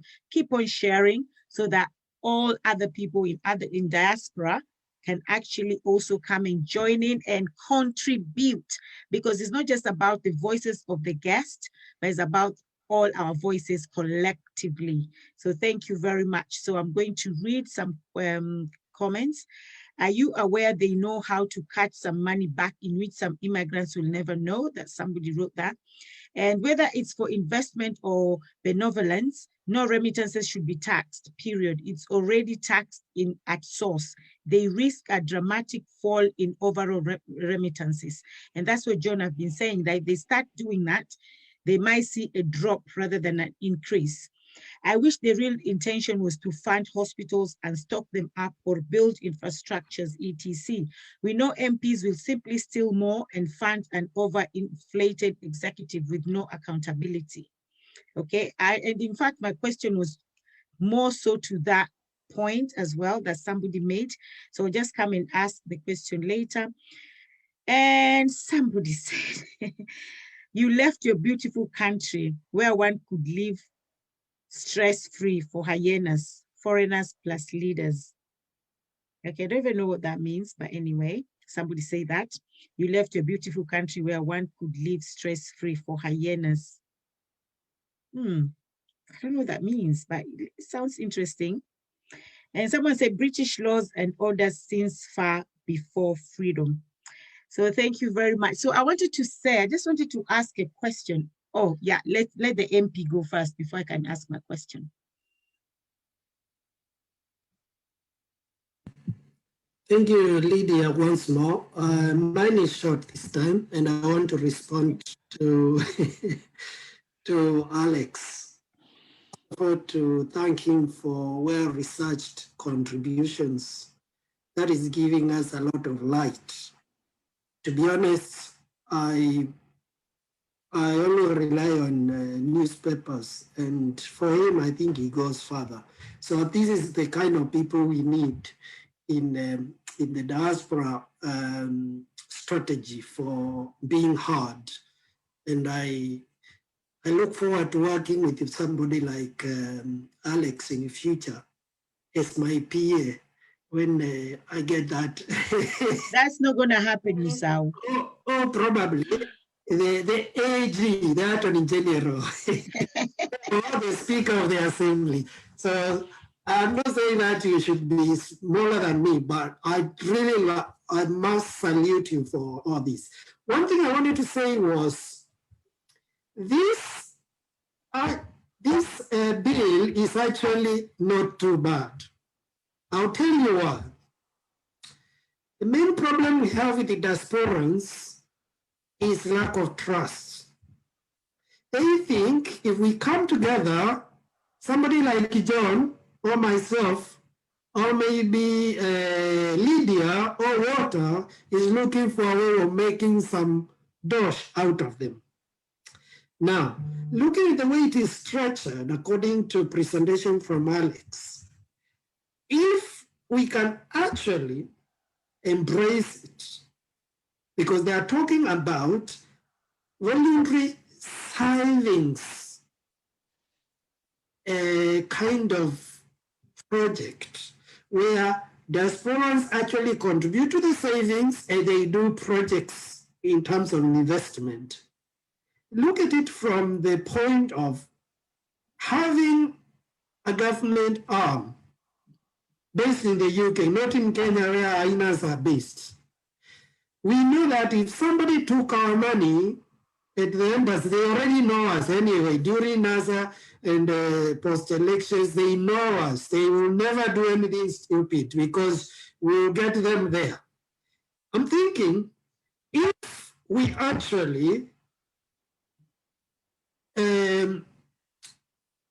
went out and told people, let's join this thing. If the bill goes through and we say, join this thing, it's a way of actually bringing everyone, those who don't trust Musau, don't trust Alex, don't trust Lydia, they know there is an organ there, an overseer of our organization, and we call it a name.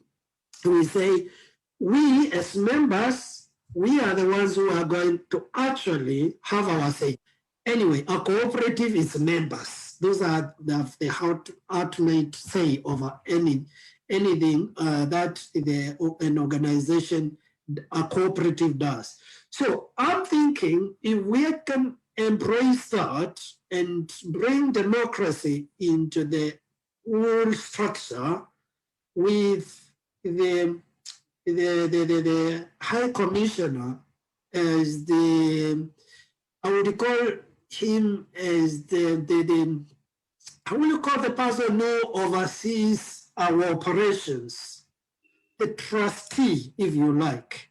We can actually do a lot. I'm sure if we told people go there and register, we'll have hundreds of thousands registering.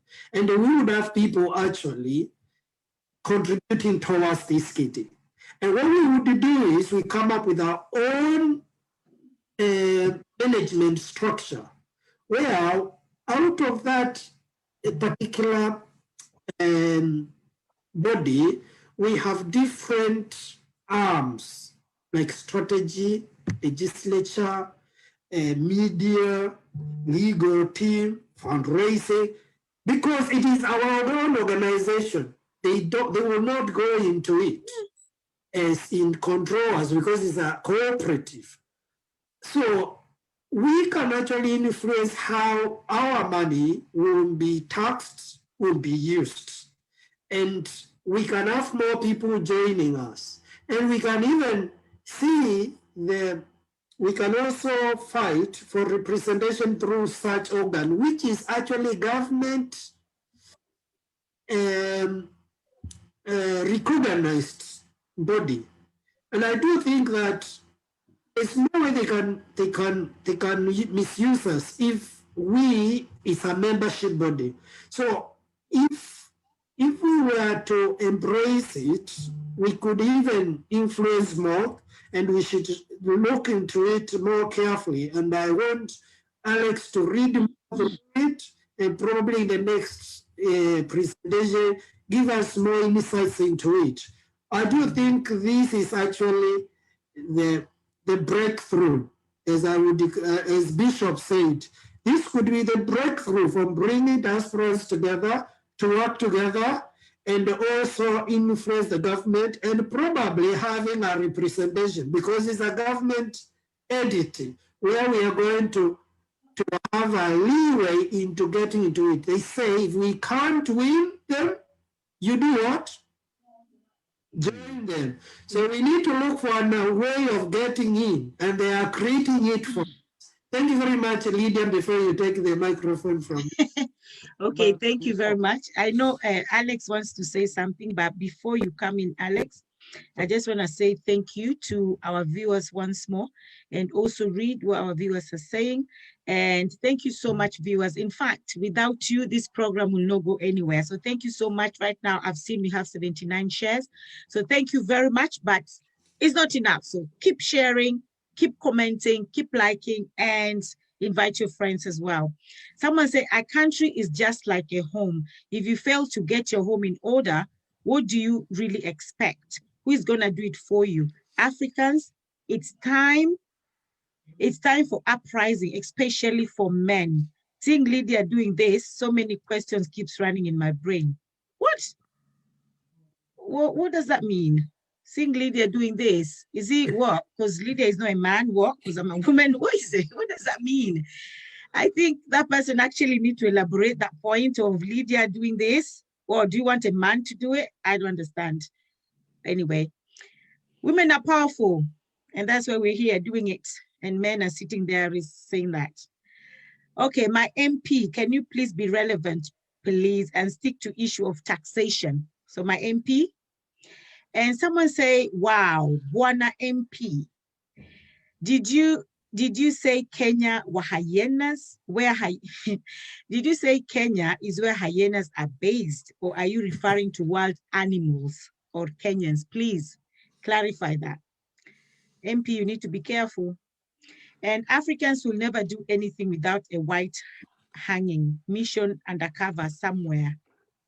Okay, they, foreigners, say never wake up a sleeping dog. So that's why they want us to sleep, never wake up a sleeping dog. The MP has not said much. The president says shillings 2 billion is stolen daily in Kenya. You understand? Shy trust is eroded. We will send cycles instead of flat. Simply the power of a woman. Okay, somebody clarify. Simply the power of a woman. No, thank you very much for clarifying that, because I was almost coming to you with a bazooka. Why did you say that? But thank you very much for that. Okay, so Alex, please, and we're also running out of time, so we should put that in mind. Thank you, Alex. I'll try to be brief. Actually, what I was saying is that Musa mentions a very, very, very important thing, which is that if you actually read the bill, Mr. Kangata's bill, I'm telling you, it is just characteristics of most of the things we come up with in Kenya. You know, the wording, the documents, and the policies espoused thereof are very, very, very good on paper. It is the implementation bit that is normally a problem, and it becomes a problem because along the process, the people who will be impacted on it are not actually consulted. That bit is a problem. The other thing also is I am a believer in individual liberty. I believe that decisions should be left to the people most likely to be affected by them, unless by them benefiting from it, they are going to affect the rest of the society negatively. So that is an important point just to try and clarify there. I want to come back to something Josiah did mention, and I had spoken and written about this almost 6 years ago, that if there was one thing the government could actually do with regard to the diaspora is to try to incentivize them to invest in sectors other than real estate. Whereas real estate and collecting rent are very, very, very, very romantic ventures, they are normally not very, very, very good for the wider economy. They are not good for the wider economy because if today I stand 30 million constructing flats in Nairobi or Nakuru, the highest number I can employ is 2 caretakers. I can only employ 2 caretakers and maybe a watchman to make them 3. If the government could actually come up, this is where I normally say that taxes can be drafted and crafted cleverly to dissuade people from investing in these sectors and go to higher risk sectors such as manufacturing, such as agriculture, which forms almost 60% and above of our economy, and even other sectors. Because so long as all of us are channeling so much of our money to become landlords, our country will become a country with few group of people who are very wealthy and who have a lot of income. And wide insecurities we have in Kenya today have to a larger degree got to do with the enormous income inequalities in our people. We have a situation today, and Josiah did mention here, the easiest place to launder money in our republic, and everybody knows that, is real estate. Much of the investment in the large sector and the real estate sector will by and large be from questionable sources. And that is why you have property prices in Nairobi and other Kenyan metropolis being even higher in some instances than the best parts of London and New York. I think we need to be realistic and try to question these things so that we do not make a quick buck in the short term, and then the very long term of our country is jeopardized. And I think if the government was able to engage us in this kind of conversations, and I'm one person who normally say, taxes can be deployed for the wider good. If you look at a country like where we live in the UK, unless you have an accountant and a lawyer by your side, the incentive to invest in so many houses in this country has been removed because of the punitive capital gains tax, and has allowed people to deploy that money into other productive sources like research, medical research, for example, scientific research, which then goes on to come up with these groundbreaking products years down the line. I think these are conversations to be had, and I appreciate one element of the bill that I have shared, where Mr. Kangata actually says that we need to maintain a register of the qualifications and the skills and the expertise of Kenyans living abroad so that the government can be able to tap into these. I would actually give this as an invitation to those who are watching us and even the panel to consider reading the bill. It is not very long, it's only 8 pages, but it raises pertinent issues which should be able to inform our conversation so that in the future, even when we are engaging with these policymakers or even the politicians, where your points make sense and they are actually underpinned by facts which are verifiable, your argument is able to go further than wild generalizations which are not supported by empirical evidence. And I think this is something we all need to join hands and be able to say, can we be able to understand it so that as we write to these MPs, as we write articles after article and whatever, they are actually able to be verified by existing evidence that other people can be able to compare and say, I agree on this, I disagree on this. But on the wider issue of incentivizing us, I have got to say that again, and that even in totality, for the government to understand that we in the diaspora are probably some of the most patriotic Kenyans living anywhere else. We still love our country. I know many Kenyans who have chosen to take money they could invest where they live, and they have taken it back to Kenya. We believe in our country, and many times when we raise issues, we are not complaining. It is because we believe our country could do many times better than it is doing at the moment. And those who are watching us who think, no, we are complaining, we don't want to pay taxes, my goodness, they need to understand. We love our republic, we love our country. It is where our families are, it is where our friends are, it is where our parents are, and it is a country that we live and breathe every day. We have only left the country because it could not give us opportunities that we found elsewhere. Lydia, I'll stop at that point. Thank you. Okay, somebody said instead of sending money, we start sending cryptocurrency instead. That's what we start sending to Kenya. And someone said, no wonder we are described as educated fools, but we aren't. Okay, everybody have their own views, their own suggestions, which is fine. And Mr. Musa, we're back to our MP. And the MP, any comment that actually relates to you, I'll have to give it to you the way it is, because as an MP, you must have a thick skin to stand criticism, whether it's positive or negative. No. Yeah, Mr. Msau, you are actually missing the point. The government cannot dictate upon Kenyan diaspora to come together to save. It can only provide an enabling environment for those who want to do so, to come together and do so. That's all we ask for, an enabling environment, not to tell us which banks to use, etc. They don't dictate to anybody in Kenya. Why should they dictate to us if they don't do it to others in Kenya? Someone said, according to British Kenyan laws, a normal Kenyan mwananchi should be squeezed, milked for a white citizen to live happy, comfortably, etc. Okay, wow. All right, thank you very much, everybody, for viewing. I've seen we have 93 shares, but we are aiming at 100 shares. So keep on sharing until we get to 100. That's when I'll say thank you to you guys. If we don't get to 100, no thank yous from me. But thank you very much for your comments. Comments 100% valid. And we're going to read your comments as well, or your suggestions or your ideas. Thank you very much. Keep sharing, and keep watching. So I'm going to Kadogo, has her hands up. Kadogo, please. I know, Musau, our MP, you're itching to say something, but... Yeah, Paul. Alex, thank you. I like what Alex is saying. Really, there's so much you're capturing, which I think most of the diaspora will relate to. I would like to say, about buying cement. Buying cement doesn't mean the sack of cement. What you do is the investment, you know?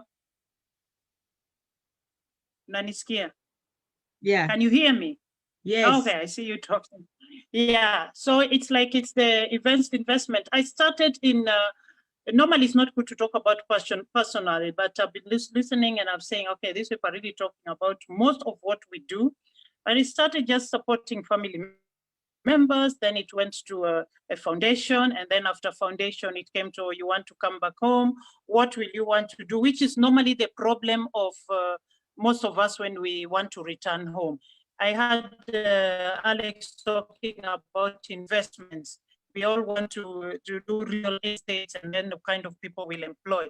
But then what about if we would, I think one day they will have to make sure we pay the taxes. If we could get tax exemptions for people who are really investing to what government looks like it's not succeeding. The diasporians have shown, I read somewhere where they were saying that we're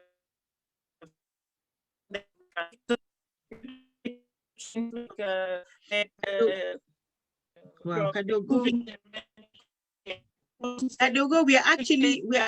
can't hear you. Kadogo, we cannot hear you. We cannot hear you. Hear me? Yeah, you're breaking off. We can't hear what you're saying. Your internet is bad. That is yeah. That's why I've been quiet all the time. Can't hear me? Yeah, okay, now we can. Okay, then you can hear me now. Yes.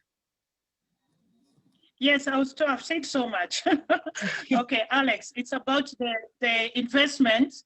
If we would get an exemption of the kind of investment that will make a difference, like in healthcare, because I read of where somebody was talking of, we have already shown that we can save and they want to grab it from us. So if we could get exemptions of investments, which we really know, I know we are strong and we are doing a lot, they could say, let's invest in healthcare, because that is the biggest issue for us after spending all the money we want in our country, and then we want to return home. Most of us just end up living in the diaspora because of the healthcare issues. I have witnesses which could even talk about it. Some have even hidden themselves in their houses. So if the tax will ever be, if we'll have to pay taxes, then it should be for businesses or investments, which will also benefit us when we come back and we get exemptions. That is what I wanted to add. Thank you. Thank you very much. So I have Wilson with his hands up. Please, Wilson. Yeah, I just wanted to say I appreciate where the conversation is going. It's very enlightening. And what Alex pointed out, kind of, thought-provoking ideas where if today we went ahead and yes, we're having this conversation of representation because we don't want to have taxation without representation. That's why we were encouraged to read more about such bills so that we can be more empowered, so that we can be able to hold some of these conversations in depth. Because if today we were gonna go ahead and start having the representation part, how would that be handled? You know, are we asking for the 48 states? County. Then the national cake, are we getting a piece of that, or our job is to give it out? And if we have control, what are we doing? So I think the conversation is heading towards the right direction. Eventually, I think the government will do what they want to do. They may end up passing such bills, but I think we should not go down without a fight. We need to let them know that we need to be part of that conversation. So I think we empower ourselves with information so that we can be able to carry the conversation further. I think that's all I wanted to say. Thank you very much, Wilson. Okay, John Kanyaru, please. Thank you. And actually, the discussion has been very fruitful. Mine is to add on what maybe the government should be doing to entice us to invest and send more money. One, it is to involve us in the policy decision. And what we are hearing that bills are crafted without our input, and now the CBK are on the way to come up with, or rather to find out how we send money and who receive them, that doesn't instill confidence. In fact, it's like a situation whereby people are seated in a room discussing who will be your spouse in an arranged marriage scenario, and then you don't have a say. Now, that is not right, and it will not encourage more remittances. The other one is about representation. I think we have spoken about this more for so many years. And when the issue of BBI came, Kenyans in diaspora, we came together and we collected the views. And one of the issues that we put there, quoting Martin Luther King, no taxation without representation, was that, okay, make diaspora an interest group, the same way they have declared the youth, the women, and the disabled, so that they can get a slot in parliament, both Senate and the lower parliament, so that we can have a nominated member representing the diaspora. If that would have been enshrined in the proposed BBI, then we have a permanent seat whereby we will have someone representing us. The other thing that we also proposed was, apart from at the representation level, we also requested the Ministry of Diaspora. We have countries which have done that. We have Nigeria, we have India, Israel, Philippines, who have ministry, a full-fledged ministry in charge of looking at ways to export more skills and to help those who have gone to send remittances. I would want someone to tell me, and maybe Alex, you are good in research, the amount of money the diaspora we are sending, 300 billion. Can we know how much Kenya is receiving from IMF and World Bank and direct grant from foreign? Maybe we are doing better than that. So this is a group which needs really to be taken seriously. And the issue of investment, if matters that we are talking about representation, we feel that there are people talking about, or rather representing us on the higher table, people will send more and they will continue supporting the growth of our country. The issue of taxation, as I finish, because I'm going for another meeting, I said it will be counterproductive. Let me give a scenario.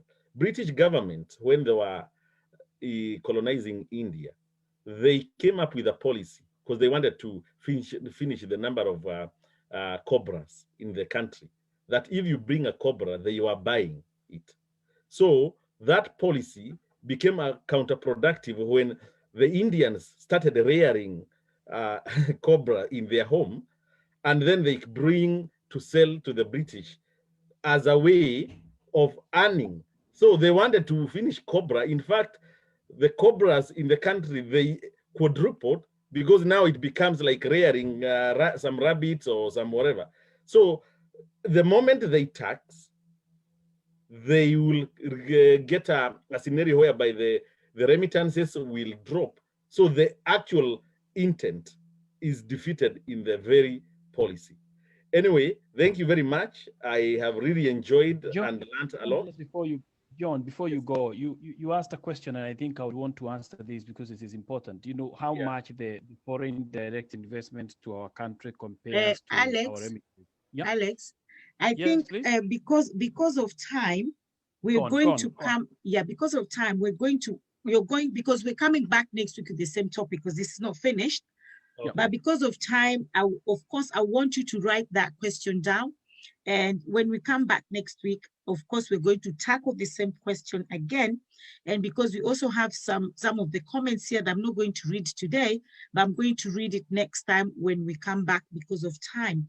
So I just want to say thank you very much. I know the MP has his hands up as well, but he's going to talk again next week as well. MP, we are out of time, sorry, because you still need to answer some questions. Because somebody say, I can't believe you're saying what you are saying, MP. And the person say, you've actually lost my vote. That's George Morara. He said you've lost his vote, George Morara, because you are agreeing with, it feels like you're agreeing with the matter of taxation in remittances. And he said, how can we believe in that? He said, what did he say? Oh, somebody called me and I lost a lot of comments there. But when we come back next time, MP, you have to come and defend yourself because we need that George Morara's vote. We need it back by next week. So you come back and fight for yourself, because that's all you do as politicians. And just to make it clear, I'm not our MP's, I'm not his campaign manager or anything. He's not paying me to say anything about him. It's just a passion that I have for people who are living in the diaspora, to see them that if they go back to Kenya, they'll actually make a difference. So if it was Alex or Wilson or Kadogo or John or Walter, I'll still have the same passion to campaign for them, or to speak about them, or to speak for them, so I can see them make a difference in Kenya. So it's nothing personal. Even if it was just I'll do the same. So thank you very much, everybody who watched today. Thank you very much for everybody who has actually tagged their friends or liked, commented. We have 93 shares and also shared. So thank you very much for sharing. Thank you so much for that. I know we still have a lot of comments that we're going to probably read next time. And just one, for a better Kenya, our leaders should stop hiding money abroad. Just keep it in the country to circulate and serve our people. So that would be the last one that I read. So I'll say thank you very much, my panelists, my guests. Thank you so much to Alex Mwalimu, because that's how he calls himself. Thank you so much. Thank you to our MP, Thomas Musau, 2022, Mboni, yay, Makueni constituency. Well done. We're going to vote for you. And thank you very much, Josiah, for coming as well. And Josiah, actually, I've started something new for us to send. Is it not to send money to what? It's international calling and international airtime remittance. Okay. Airtime, Safaricom, Airtel, Sambaza. It's the Sambaza system. Sambaza system. And guys, for actually, in fact, when they see people like Josiah, that's when they'll be like, yes, remittance, we have to tax you, because they think there's so much money, but they don't understand. It's not a diaspora. We only have 2 or 3 Josiahs around, but a lot of us are actually mamambogas. So please. But then I might end up being taxed in Senegal and Gambia and Guinea-Bissau and Cameroon, and because I'm serving Africa. So where is the taxing going to stop? Exactly. I might not do international business anymore if I'm going anymore. Exactly. Go. Because the thing is, when they see you doing something like this, and exactly what John said, rightfully said, is that when they start taxing you, they don't know, they're just destroying your business. They, diminishing everything that you're doing. And then when you stop, how are they now going to get that £2 that you could have sent to Kenya to develop or to employ somebody? Exactly. And thank you very much as well, Walter. Walter is always he's always here with us. And he started with us in September, and he's always here to support and to encourage us. So thank you very much, Walter, who is never tired. Every Saturday is here with us. So thank you very much, Wilson, as well. And Wilson, just to say, he was actually on KTN, and he has done so much. He didn't say. But we have these diasporas in the US, they were in the news anyway, that are trying to invest in Kenya. And that is the man, Wilson is the man, he's the founder, he's the CEO, he's the brain behind that. And I think he should be the one, in fact, in the front line, very angry with the remittances taxation, because they do a lot. They do a lot, the development of Kenya. So thank you very much, Wilson, for that. And we're also going to tap your brains to see that if we can actually implement that as well in the UK. So thank you very much. And also thank you, Kadogo, who actually also took her skills from Netherlands. And she wasn't scared of the cartels in Kenya. She actually went and penetrated through that. And she's doing so much for the elderly, because we all know that the elderly in Kenya have been neglected. Most of them have been neglected, not all of them. They've been so much neglected, and she has taken it upon herself to make sure that, she's doing something for them. So thank you very much, Kadogo. And of course, thank you, John. I think John is gone, but I'll still say thank you for the protocol purposes. John, the chairman of Kenya Diaspora Alliances in the UK. So thank you so much, John, as well. He's always been here as well from the beginning, and he's always here with us all the time. So thank you very much, everybody. And your contacts that you're putting here, can you please put your contacts on Facebook? Especially people like Wilson, who has a project, our MP Musau, Josiah, please put them on Facebook, Kadogo as well with the project. And also Alex, who is a lecturer. If you want your children to be educated, I think he does some private tuitioning as well. You can contact Alex. So put your contacts on Facebook, please.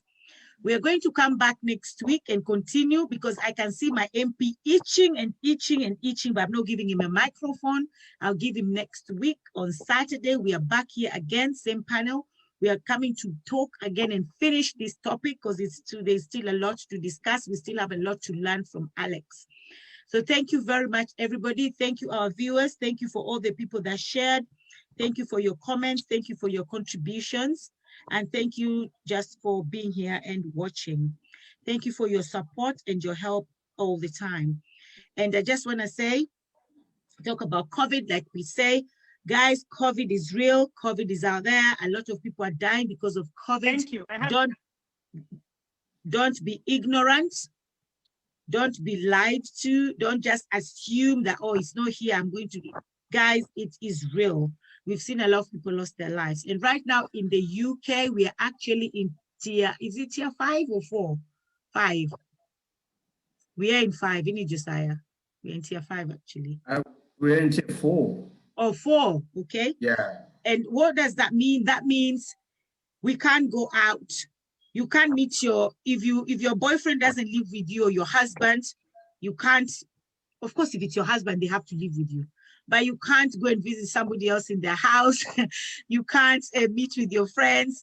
And me, I'm upset because every time I see all the events that we used to do before 2019, and I get so depressed, to be honest. I just get depressed because I see how we used to mingle together, network, and talk, you know, exchange ideas, but we can't do that anymore because of COVID.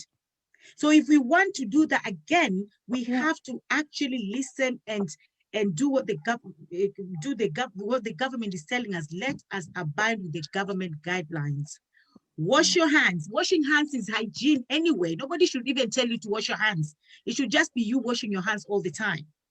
Social distancing, I know that is something that is alien to us. We used to hugging and talking close, but this time there's something called COVID, and that thing keeps a distance between you and the other person. So social distancing, guys, and also mask, wear your mask all the time, wear your mask, and also use sanitizer. So if you're out of your house and there's no water and soap, please use the sanitizer as well. Don't use it too much when you're in your house because sanitizer is not good for hands either. Just make sure you use it when you cannot find water and soap. Use your sanitizers. So I'll say thank you very much. The viewers, love you, love you, love you, because you make this show. It's not these 8 panelists, but you make this show happen. So thank you so much for sharing, comments, likes, contribution. Thank you for telling off my MP, but we love him and we're going to vote for him. And if he doesn't do what he said he'll do, I know where he lives, guys. So we'll go to his house, okay? So thank you very much, everybody, once again. Until next time, see ya. Thank you.